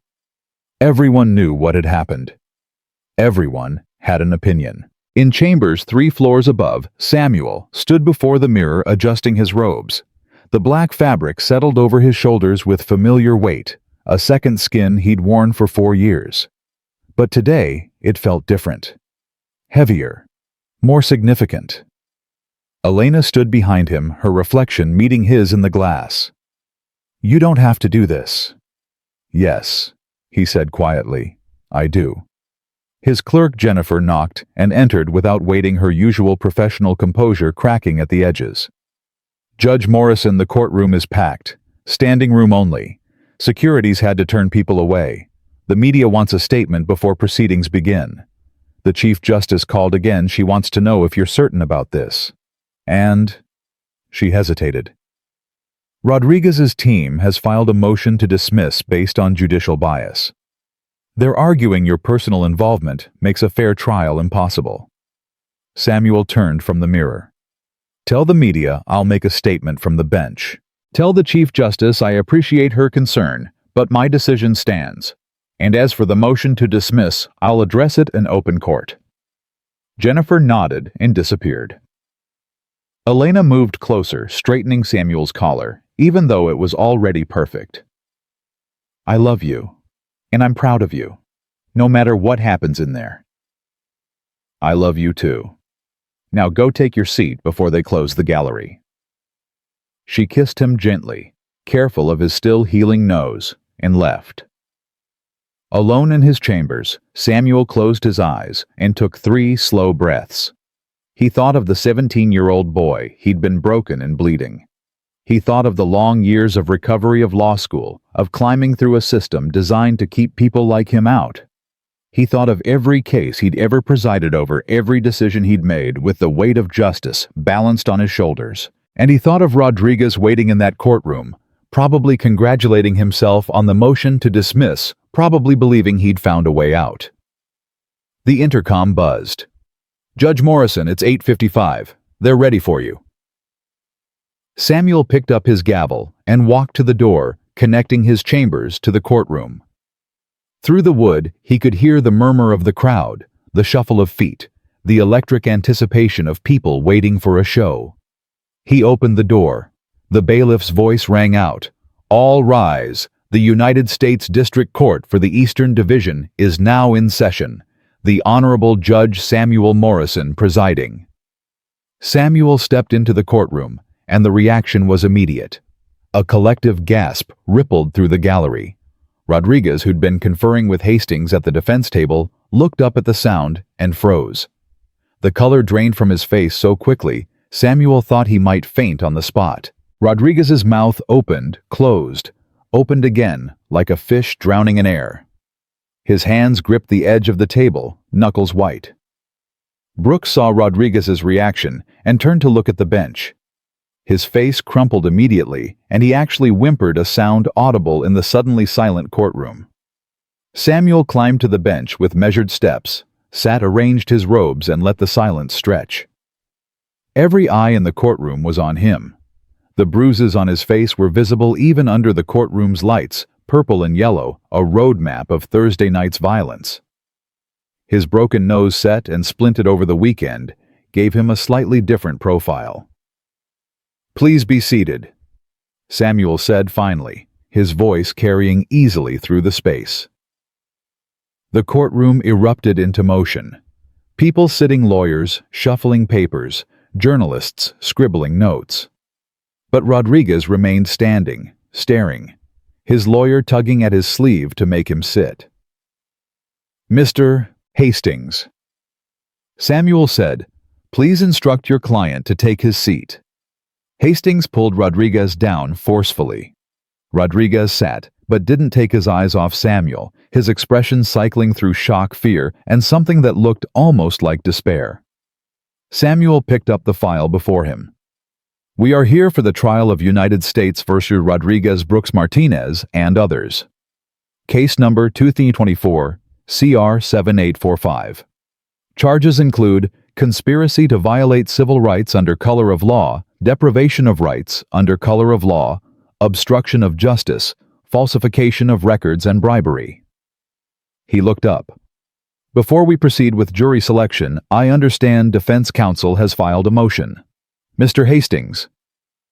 Hastings stood, and to his credit, his voice was steady. "Your Honor, we move for immediate dismissal of all charges against Officer Rodriguez. Or alternatively, we request that you recuse yourself from this case. The events of last Thursday evening have created an insurmountable conflict of interest. You cannot possibly be impartial when you yourself are the alleged victim of—" "Alleged."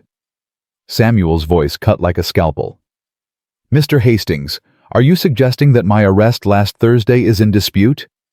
"Your Honor, I'm suggesting that your personal involvement in an incident with my client makes it impossible for you to preside fairly over his trial." "I see. And would you have filed this same motion if, say, a federal prosecutor had been arrested by your client, or an FBI agent, or any other federal employee?" Hastings hesitated. "That would depend on the circumstances." "No, Mr. Hastings, it wouldn't. The law is clear. A judge must recuse when they have a personal bias or prejudice concerning a party, or when they have personal knowledge of disputed evidentiary facts. I have personal knowledge of facts that occurred last Thursday. But those facts are not part of this trial. This trial concerns charges filed against your client for actions occurring between 2020 and 2024. Unless you're arguing that my arrest is somehow relevant to those charges." The trap was perfectly laid. If Hastings said yes, he'd be admitting Rodriguez had a pattern of misconduct. If he said no, he had no grounds for the motion. Hastings opened his mouth closed. It tried again. "Your Honor, the prejudice is inherent in the situation." "Show me the prejudice, Mr. Hastings.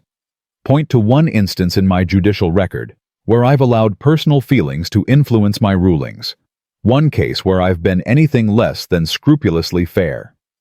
"I can't point to past instances, but—" "Then your motion is based on speculation and assumption. Denied." Samuel brought his gavel down, once the sound echoing like a gunshot.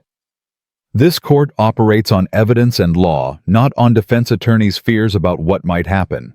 If during the course of this trial you have specific evidence of bias, you may raise it at that time. Until then, we proceed." Hastings sat down heavily. Rodriguez grabbed his arm, whispered something urgent. Hastings shook his head. "Now," Samuel continued, "before we begin jury selection, I want to address what happened last Thursday evening. Yes, I was arrested by the defendant, Marcus Rodriguez. Yes, evidence was planted on my person. Yes, excessive force was used. These are facts, not allegations. They have been documented, photographed, and witnessed by multiple parties, including Officer Santos, who I see is present in the gallery today." Santos, sitting in the third row, straightened slightly under Samuel's gaze.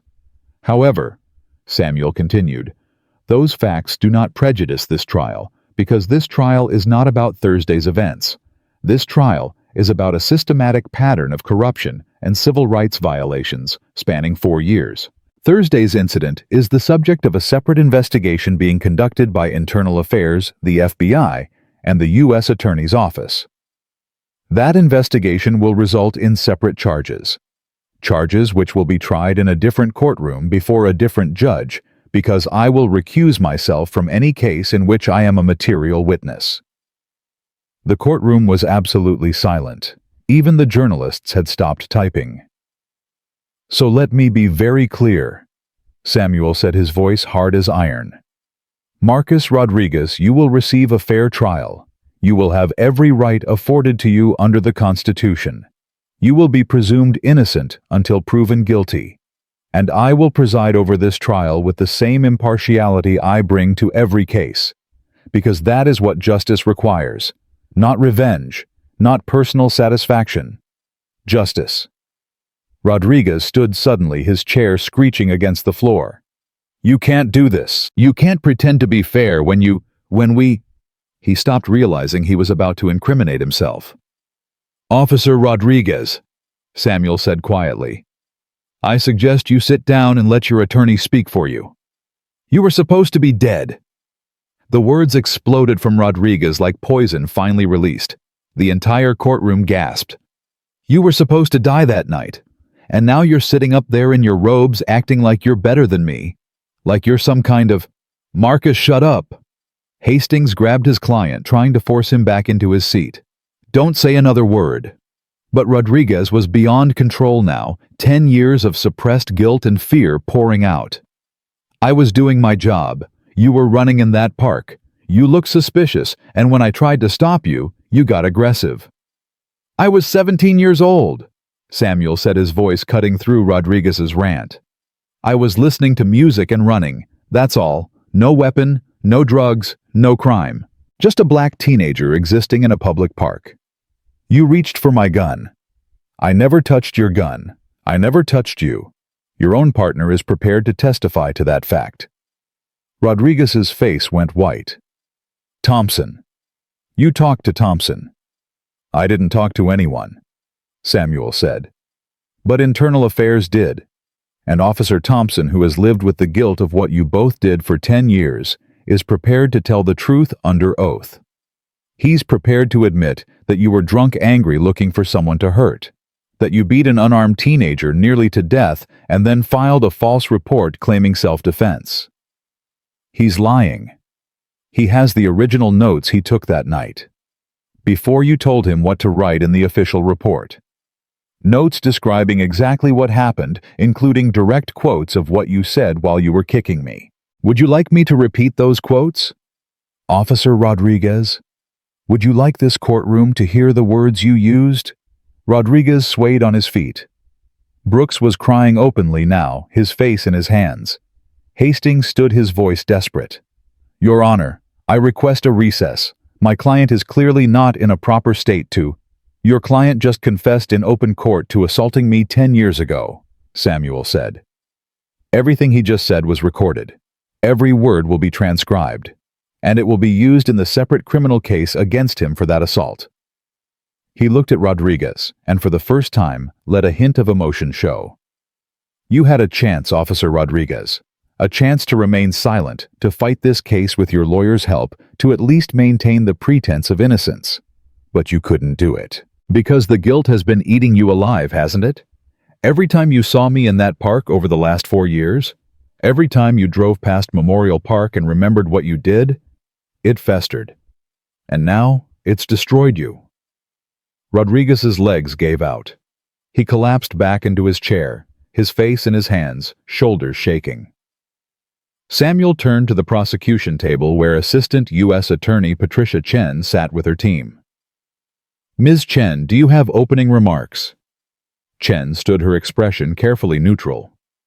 "Your Honor, the government requests a brief recess to confer about the defendant's statements." "Granted. 15 minutes. The gavel fell again, and the courtroom erupted into chaos. Journalists sprinted for the doors. Spectators broke into loud conversations. The bailiff had to shout for order. Samuel retreated to his chambers, his hands shaking now that he was out of public view. He'd maintained perfect composure on the bench, but the cost was enormous. Hearing Rodriguez's voice, watching him crumble, dredging up those memories in explicit detail, it took everything Samuel had not to show how much it hurt. Jennifer appeared with water. "Judge, I've never seen anything like that in a courtroom." "Neither have I." Samuel drank deeply, his throat dry. "What's happening out there?" Rodriguez's lawyer is trying to get him to stop talking, but Rodriguez keeps babbling. "Brooks is having what looks like a panic attack. The prosecutors are in the hallway probably calling their boss. And the media is losing their minds. This is going to be on every news channel in the country within the hour." Samuel set down the water glass. "Is Elena still in the gallery?" "Front row, right side. She hasn't moved." When Samuel returned to the bench 16 minutes later, the atmosphere had changed. Rodriguez sat slumped in his chair, utterly defeated. Hastings stood beside him with the rigid posture of a lawyer who knew he was fighting a losing battle. Chen approached the bench. "Your Honor, in light of the defendant's statements in open court, the government requests permission to amend the charges against Officer Rodriguez to include perjury in the original 2015 case filing false reports and conspiracy to obstruct justice in relation to that incident." "So moved. Mr. Hastings, do you object?" Hastings looked at Rodriguez, who didn't even lift his head. "No, Your Honor." "Then let the record reflect the amended charges. Now shall we proceed with jury selection, or does defense counsel wish to discuss other options?" Hastings cleared his throat. "Your Honor, may I have a moment to consult with my client?" "You may." Hastings bent close to Rodriguez, whispering urgently. Rodriguez's response was audible in the quiet courtroom. "It doesn't matter. Nothing matters anymore." 5 minutes of whispered conversation followed. Then Hastings straightened and addressed the court. "Your Honor, my client wishes to enter a plea." The courtroom went silent again. "A plea to which charges, Mr. Hastings?" "All charges, Your Honor. Officer Rodriguez wishes to plead guilty to all charges in the indictment, including the amended charges relating to the 2015 incident." Samuel kept his expression neutral, but inside his heart was racing. "Mr. Rodriguez, please stand." Rodriguez stood slowly like an old man, broken and bent. "Do you understand that by pleading guilty, you are waiving your right to a trial, that you are admitting to committing these crimes?" "Yes." Rodriguez's voice was barely audible. "Do you understand that these charges carry significant prison time? That you will likely spend years, possibly decades, in federal prison?" "Yes." "Has anyone threatened you or coerced you into making this plea?" "No." "Are you pleading guilty because you are in fact guilty of these crimes?" Rodriguez looked up then, meeting Samuel's eyes for the first time since the outburst. And in that moment, Samuel saw everything: the guilt, the fear, the exhaustion of carrying secrets for too long. "Yes, Your Honor. I'm guilty of all of it." "Then I accept your plea. We'll schedule a sentencing hearing for—" The courtroom doors burst open. Detective Wong rushed in, followed by 2 FBI agents. "Your Honor, I apologize for the interruption, but we have urgent information." Samuel frowned. "Detective Wong, this is highly irregular." "I understand, sir, but you need to hear this. We traced the phone call Rodriguez received on Thursday afternoon, the one we believed might have encouraged him to arrest you." The room went electric. Rodriguez's head snapped up. "The call came from a burner phone," Wong continued, "but we were able to track the location where it was purchased, and we found security footage." He held up a tablet. "Your Honor, the person who bought that phone and called Rodriguez 3 hours before your arrest was Martinez." Samuel's blood went cold. "Sergeant Maria Martinez, the booking sergeant." "No, sir, Captain Luis Martinez, Rodriguez's former supervisor, one of the other defendants in this case." The courtroom erupted. Hastings was shouting objections. Brooks had gone pale as death. And in the gallery, Samuel saw a man in the back row stand suddenly and bolt for the exit. Captain Martinez himself, who'd been watching the proceedings. "Bailiff, stop that man," Samuel commanded. The bailiff and 2 U.S. Marshals moved immediately, blocking Martinez's escape. The captain fought briefly, then went limp as they cuffed him. Wong continued, his voice rising over the chaos. "We have the recording of that phone call, Your Honor. Martinez told Rodriguez, quote, 'Your ghost is sitting in Memorial Park right now. Same bench he always uses. Might be time to finally put him to rest.'" End quote. Samuel felt the room spin slightly. Martinez hadn't just been a co-defendant. He'd orchestrated Thursday's arrest. He'd sent Rodriguez after Samuel, deliberately knowing what would happen, probably hoping Samuel would be killed or discredited. "Bring Captain Martinez forward," Samuel ordered. The marshals dragged Martinez to the defense table. He was a tall man, silver-haired, with the kind of face that looked trustworthy on campaign posters, but his eyes now held pure venom. "Captain Martinez," Samuel said, his voice deadly calm, "you're under arrest for conspiracy to commit murder of a federal official, intimidation of a judge, and obstruction of justice. You will be held without bail pending trial. Get him out of my courtroom." As the marshals pulled Martinez toward the door, he twisted back to look at Samuel. "You think you've won? You think this changes anything? There are 10 more of me. 100.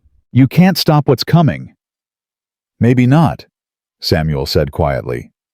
"But I can stop you." Martinez was gone, and the courtroom slowly settled.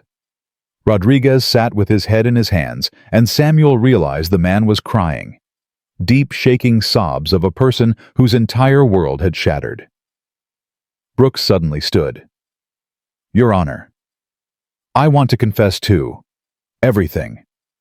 I want to tell you everything I know." His lawyer grabbed his arm. "David, don't." "No." Brooks shook him off. "I'm done. I'm done covering for these people, done lying, done being part of this sickness." He turned to Samuel. "Your Honor, I'll testify against all of them. Martinez, the others, still charged, anyone you need.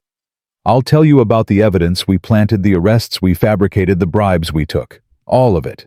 I can't carry this anymore." Samuel studied the younger officer. Brooks looked like he'd aged 10 years over the weekend, his face haggard, his eyes red from crying. But there was something else there now, relief. The relief of finally telling the truth after years of complicity. "Mr. Brooks, you should consult with your attorney before making any statements." "I don't need to consult with anyone. I know what I've done. I know what I am. And I want to make it right, even if it destroys me." Brooks's voice cracked. "My daughter is 3 years old. I want her to grow up knowing that her father finally did the right thing, even if it was too late." Samuel felt Elena's presence in the gallery, felt her support like a physical force. He thought of all the cases that would be reopened, all the people who'd been wrongfully convicted based on planted evidence, all the families destroyed by corrupt cops. Brooks's testimony could unravel a decade of injustice. "Very well. Ms. Chen, please arrange for Mr. Brooks to give a full statement to the FBI. And Mr. Brooks, I hope you understand that cooperation doesn't guarantee leniency. You'll still face consequences for your actions." "I understand, Your Honor. I deserve whatever I get." Samuel looked at the chaos before him. Rodriguez broke in Brooks. Confessing Martinez arrested the whole corrupt system bleeding out in his courtroom. And he felt something shift in the air, something fundamental. This was why he'd become a judge. Not for moments like this, dramatic and public, but for what this moment represented, the system finally working the way it was supposed to. Slowly, painfully, but inexorably moving toward justice. "This court stands in recess," Samuel said. "We'll reconvene tomorrow at 9 a.m. for sentencing discussions regarding Officer Rodriguez. Officer Brooks, you'll remain in custody until your statement is complete. Captain Martinez will be arraigned separately on the new charges." The gavel fell one last time and Samuel stood. The courtroom rose with him, and as he walked back to his chambers, he felt 10 years of weight lift from his shoulders. Elena was waiting in his chambers, tears streaming down her face. She didn't say anything, just held him while he finally let himself cry too. For the boy he'd been. For the man he'd become. For every person who'd been hurt by the system he'd sworn to serve. Outside, the sun broke through the clouds, sending light streaming through the windows. And Samuel thought of Memorial Park of the bench, where he sat every Thursday, of the place where he'd nearly died, and where years later he'd reclaimed his power. Justice wasn't revenge. It was this painful, complicated, imperfect, but ultimately true. It was watching guilty men face consequences. It was good cops like Santos and Wong standing up when it mattered. It was judges putting on robes every day and trying despite everything to get it right. Samuel pulled back from Elena and smiled despite the tears. Despite the pain, despite everything. "It's over," he whispered. "No," she said, touching his face gently. "It's just beginning." She was right, of course. Over the next 72 hours, Brooks's confession opened floodgates that no one had anticipated. Sitting in an FBI interview room with Detective Wong and 3 federal agents, Brooks talked for 11 straight hours, his voice growing hoarse but never stopping. He named names, provided dates, described in excruciating detail how the corruption had worked, who took money, who planted evidence, who looked the other way. "It started small," Brooks said, his hands wrapped around a styrofoam cup of coffee gone cold. "Rodriguez would tell me someone was guilty. We just needed to help the evidence along. Make sure the bad guys went away. It felt like justice at first, like we were protecting the community." "When did you realize it wasn't justice?" Wong asked. Brooks's face crumpled. "The first time we arrested someone I knew was innocent. A college kid 19 years old had his whole life ahead of him. Rodriguez planted cocaine in his backpack during a traffic stop. The kid was crying, saying he'd never touched drugs, begging us to believe him. And I stood there and let it happen. Watched that kid go to prison for 3 years. He wiped his eyes roughly. His name was Marcus Chen. He got out last year. Couldn't find a job with the conviction on his record. Killed himself 6 months ago." The room went silent. "There's a list," Brooks continued. "Rodriguez kept a list of everyone we'd arrested with planted evidence. Like a trophy collection. It's in his basement, hidden behind a false panel in the wall, left side near the furnace. There are 47 names on that list." Wong and the FBI agents exchanged glances. 47 people. 47 lives destroyed. 47 families torn apart by false arrests and manufactured evidence. "We're going to need that list," Wong said quietly. They got a warrant within the hour. The search team found exactly what Brooks had described: a leather-bound notebook tucked behind a false panel filled with Rodriguez's neat handwriting. Names, dates, charges, outcomes. Each entry clinical and detached, as if documenting weather patterns rather than lives destroyed. But there was more. Rodriguez had kept other records too. Photographs of some arrests. Audio recordings of conversations with Martinez and other officers involved in the corruption. Spreadsheets tracking bribe money, who paid how much, what they received in return. It was a complete roadmap of a criminal enterprise that had operated within the police department for over a decade. Samuel learned about the discoveries through official channels, reports filed with the court, motions from prosecutors, updates from Wong, who kept him informed, despite knowing Samuel would have to recuse himself from any cases where he was connected to the evidence. Each new revelation was another knife wound, another reminder of how deep the rot had spread. On Wednesday afternoon, Wong appeared at Samuel's chambers with news that made his hands shake. "We found your name in the notebook, Judge Morrison. The entry from 10 years ago. But there's something else. Rodriguez wrote update notes over the years, including one from 4 years ago when you were appointed to the bench." Samuel set down his pen. "What did it say?" Wong pulled out his phone, showed Samuel a photograph of the page.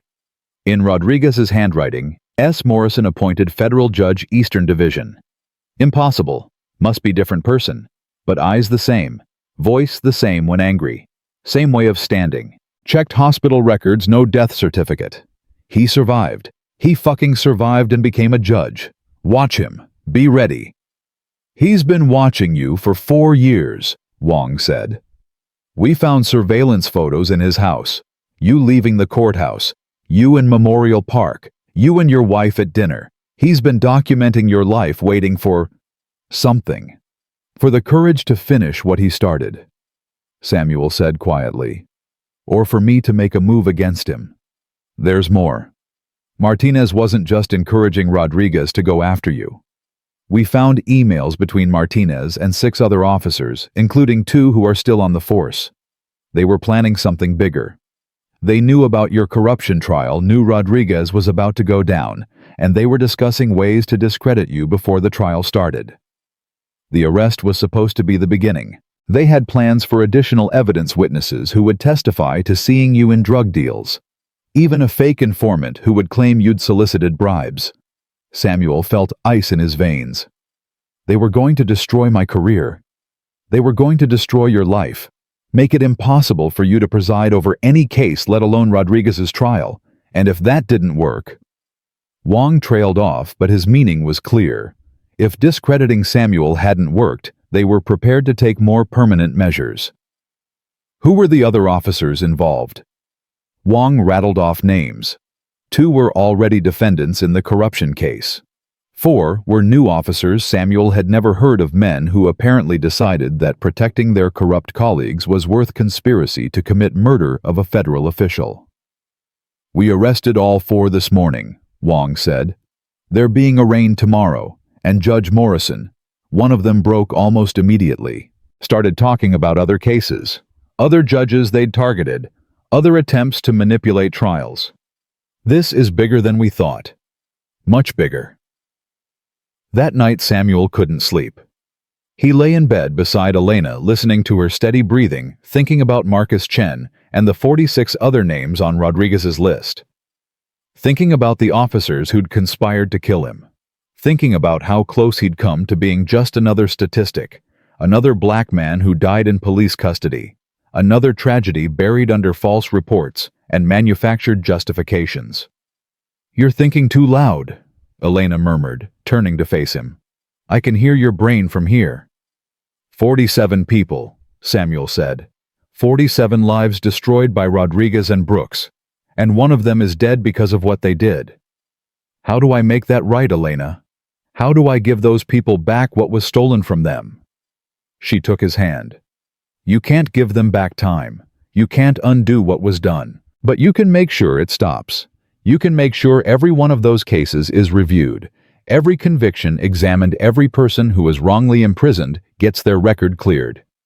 That's not nothing, Samuel. That's justice. Justice feels inadequate. Justice always does. But it's what we have. Thursday morning brought the sentencing hearing for Rodriguez. The courtroom was packed again, but the atmosphere was different. Less circus, more funeral. Rodriguez sat at the defense table, looking 20 years older than he had the previous Monday, his expensive suit hanging off him like borrowed clothes. Hastings stood to address the court. Your Honor, my client wishes to make a statement before sentencing. Samuel nodded. Officer Rodriguez, you may speak. Rodriguez stood slowly and turned not to Samuel, but to the gallery. His eyes found Santos first, then swept across the faces of other officers present, finally landing on the section where victims and their families sat. I don't expect forgiveness, Rodriguez said, his voice rough. I don't deserve it. For 10 years I've been a cancer in this department. I've planted evidence, taken bribes, assaulted innocent people, and destroyed lives. I told myself I was doing good work, that I was protecting the community from dangerous people. But the truth is, I was the dangerous person. I was the threat.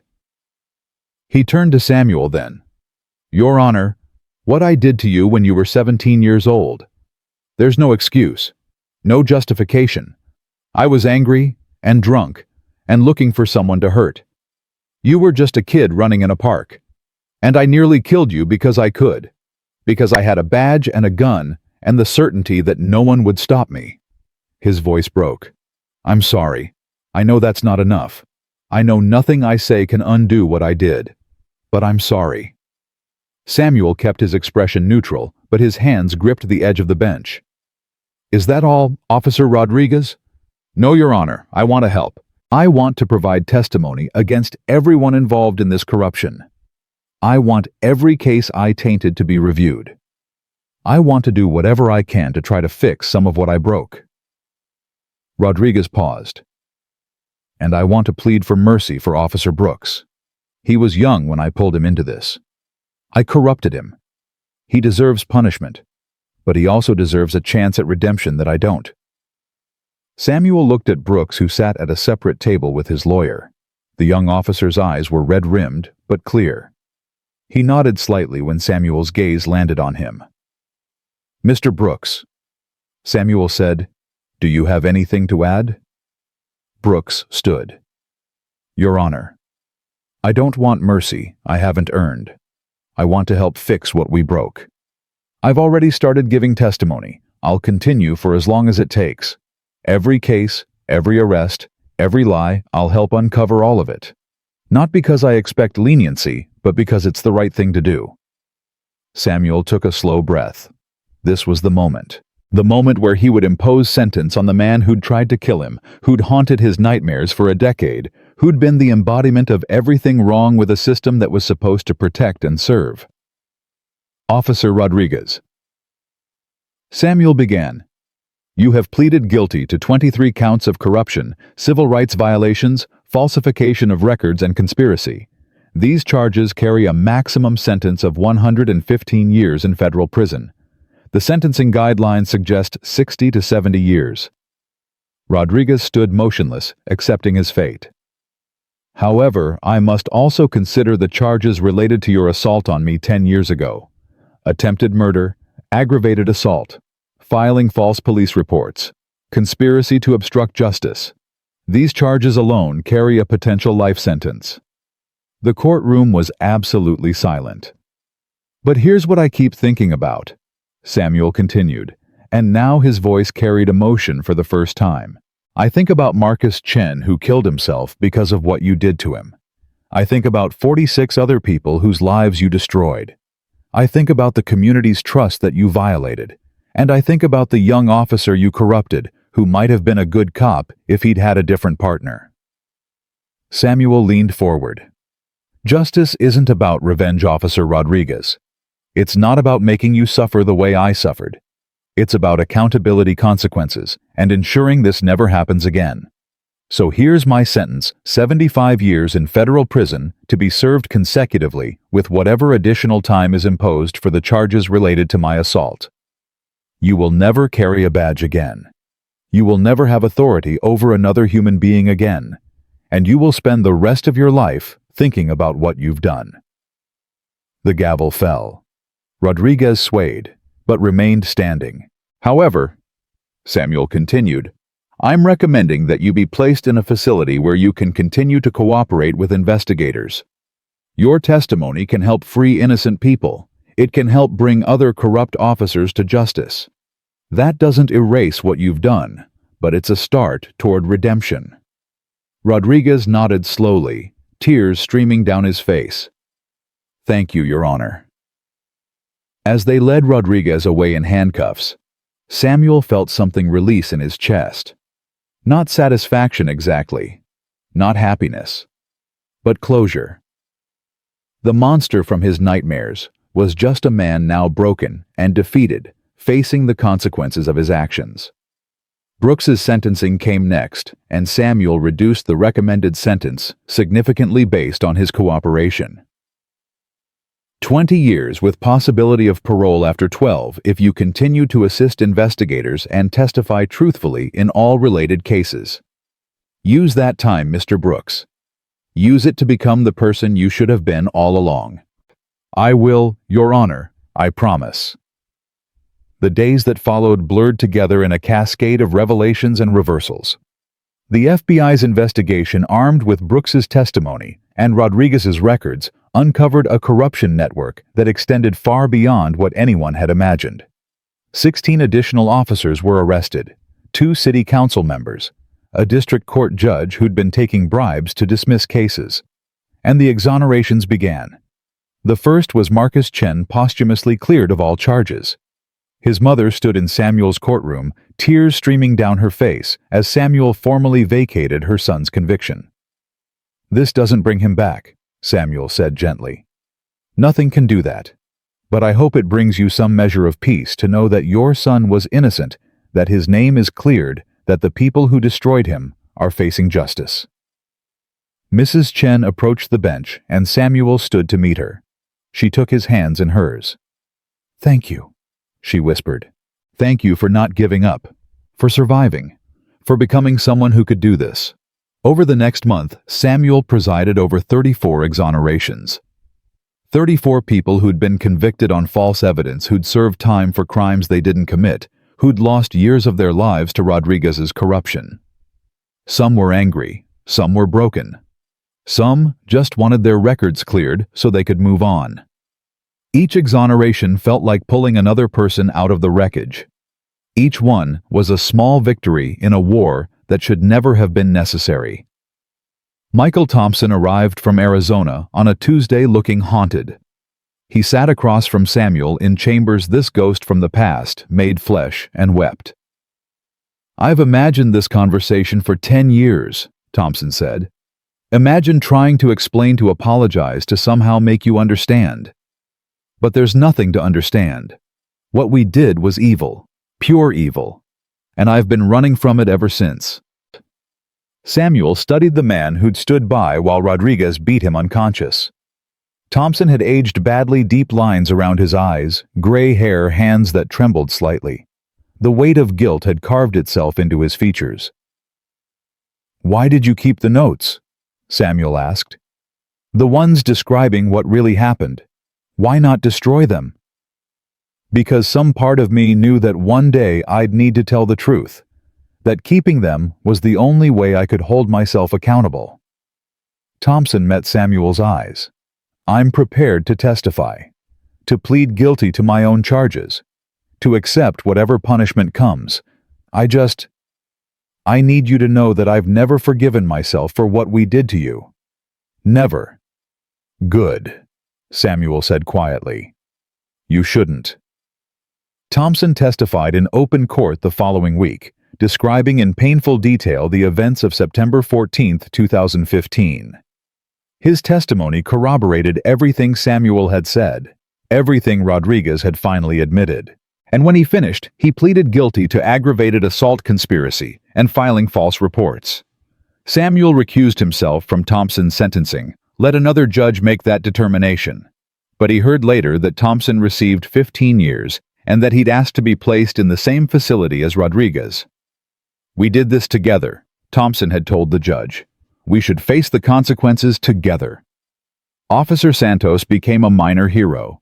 His testimony about witnessing the evidence, planting his courage and coming forward, despite the consequences, made headlines.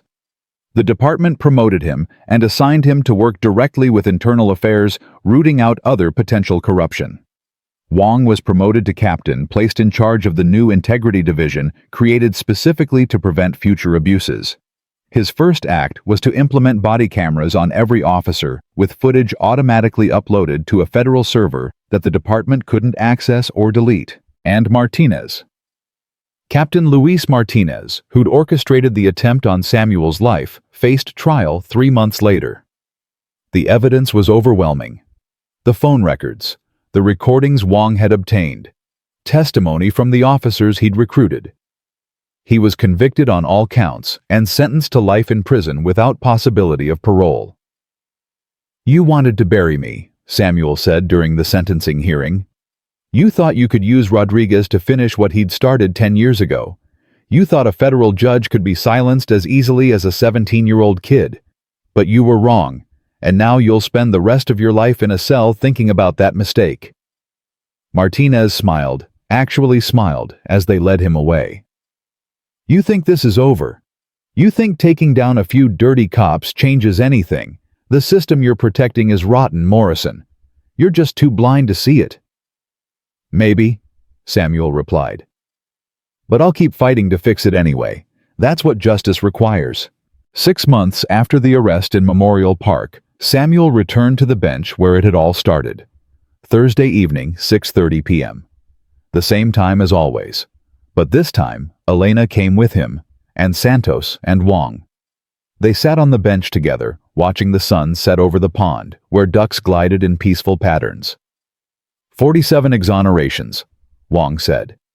47 people who got their lives back because you survived. Because you became a judge.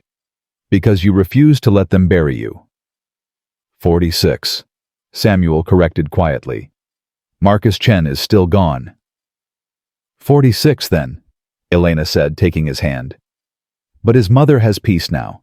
His name is cleared. That's not nothing. Santos spoke up, his voice tentative. Judge Morrison, there's something I wanted to tell you.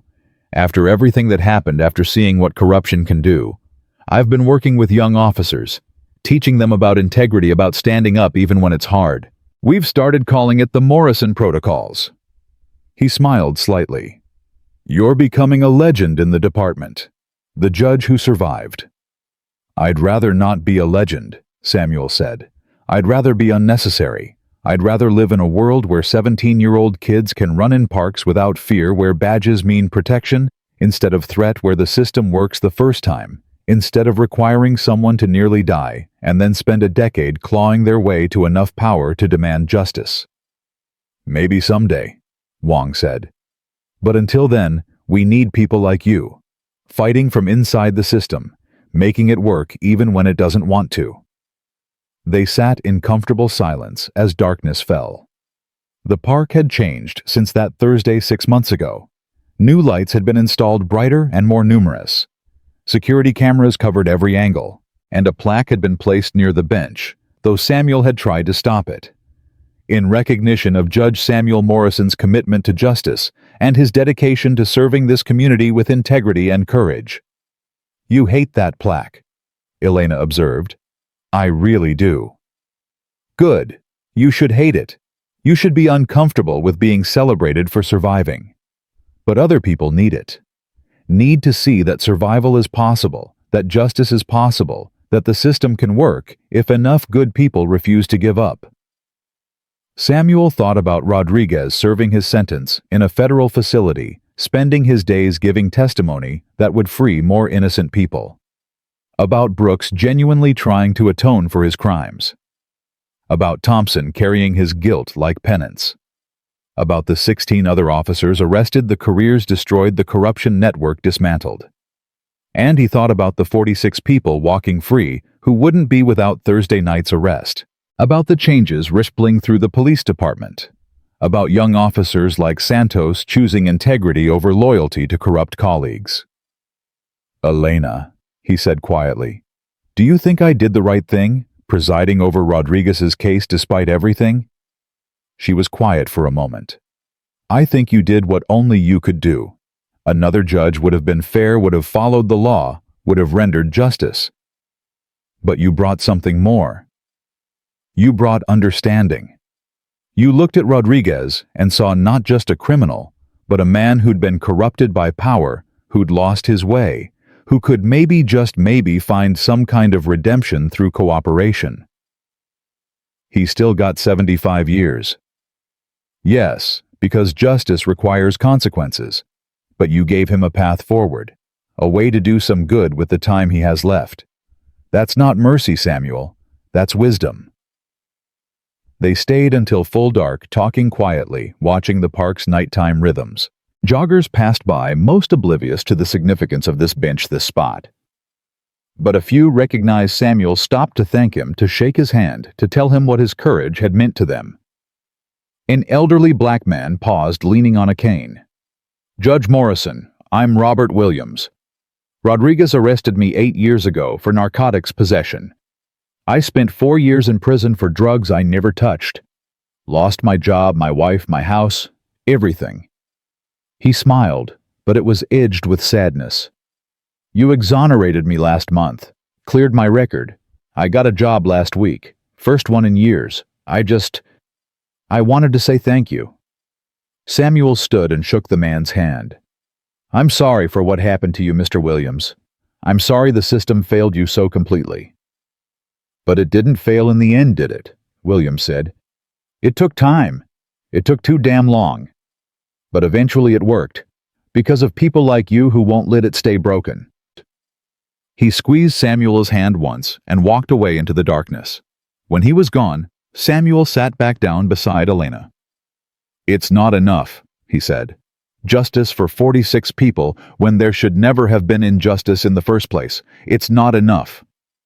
"No," Elena agreed. "It's not.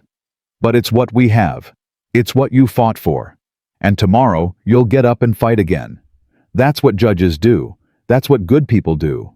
They fight even when it feels inadequate, even when the victories are small and hard-won, even when they're tired and hurt and wondering if it's worth it." Samuel felt tears prick his eyes. "Some days I'm so angry I can barely breathe. Angry at Rodriguez, at the system, at how long it took for anything to change. And other days I just feel tired. Tired of fighting battles that should never have been necessary." "I know." Elena rested her head on his shoulder. "But you know what, those 46 people aren't tired anymore. They're free. They're rebuilding. And some of them are probably sitting somewhere right now thinking about Judge Morrison, who gave them their lives back, who proved that the system could work if someone cared enough to make it work." Wong stood to leave, Santos following. "Judge Morrison, thank you for letting us join you tonight. This park, it means something different now. Not just a place where something terrible happened, but a place where justice started, where the truth began." After they left, Samuel and Elena sat alone on the bench. The moon had risen, painting the pond in silver light. Somewhere an owl hooted. The city hummed in the distance, alive and vibrant, and filled with millions of stories, millions of struggles, millions of small moments of grace and cruelty. "Elena," Samuel said, "I want to do more. The exonerations are important, but they're reactive. I want to prevent this from happening again. I want to create programs, training, accountability measures that make it harder for people like Rodriguez to thrive. Then do it. Use your position, your story, your power. Create the change you want to see." Over the following year, Samuel did exactly that. He worked with Wong to develop new protocols for evidence handling. He lobbied for independent oversight of police departments. He gave speeches at law schools about the importance of integrity in law enforcement. He established a foundation in Marcus Chen's name to support families affected by police corruption. And every Thursday evening, he returned to this bench in Memorial Park. Sometimes Elena joined him. Sometimes he came alone. But he always came reclaiming this space that had been stolen from him, refusing to let fear dictate where he could exist. One Thursday, a young black teenager approached him, maybe 16, skinny and nervous, wearing headphones around his neck. "Excuse me," the kid said. "Are you Judge Morrison?" "I am." I wanted to say thank you. My brother was one of the people you exonerated, Darius Johnson. He was 17 when Rodriguez arrested him, spent 3 years in prison. He's in college now, studying criminal justice. He wants to be a lawyer." The kid smiled, bright and genuine. "He says he wants to be like you, someone who fixes broken things."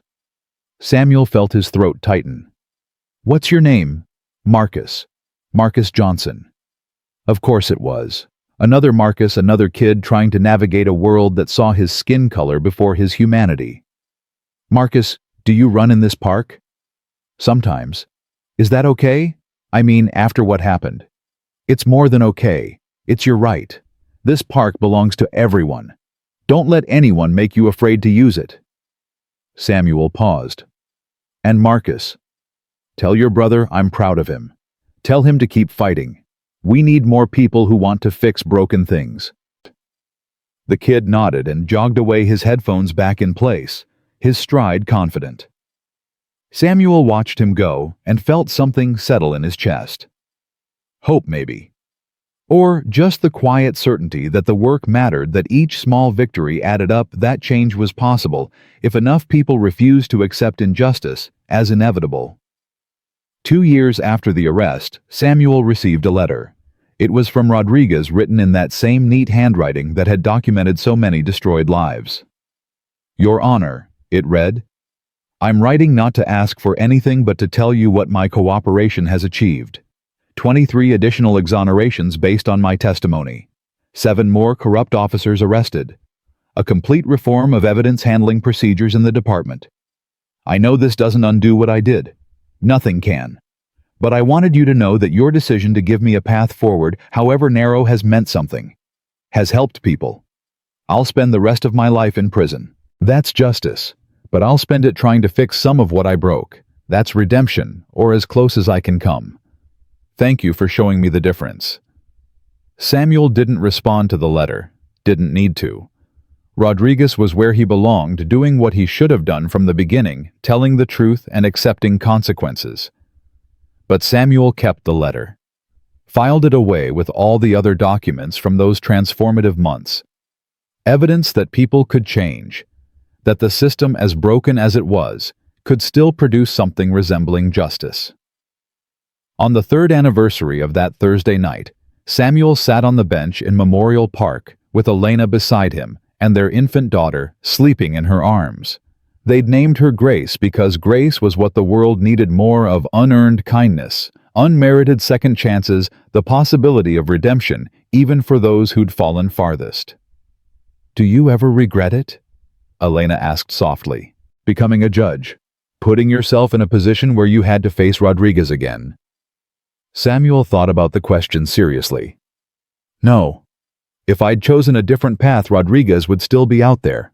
Martinez would still be plotting. 46 innocent people would still be in prison. And I'd be the same scared kid who got beaten and never fought back.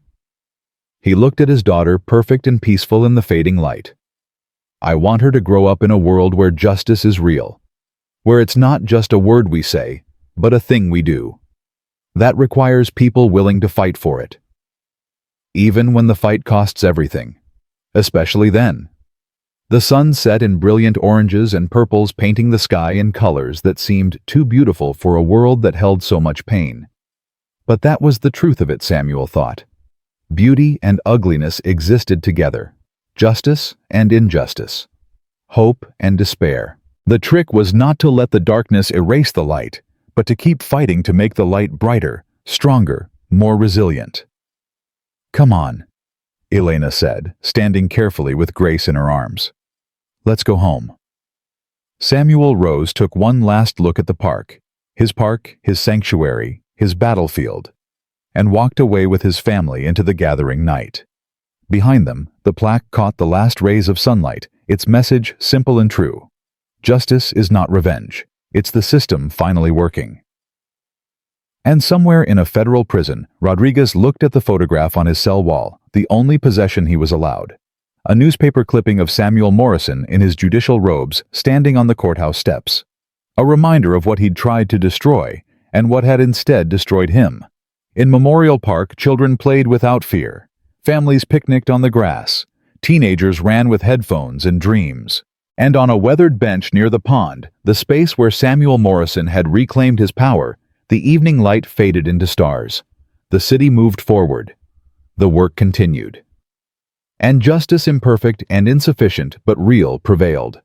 One case at a time. One exoneration at a time. One person willing to fight at a time. This was how the world changed, not through grand gestures or dramatic moments, but through steady, relentless commitment to doing what was right, even when it was hard, even when it hurt, even when the victories were small and the losses profound. Judge Samuel Morrison understood that now, had paid the price to learn it, and would spend the rest of his career making sure that what happened to him, what happened to 46 innocent people, what happened to Marcus Chen, never happened again.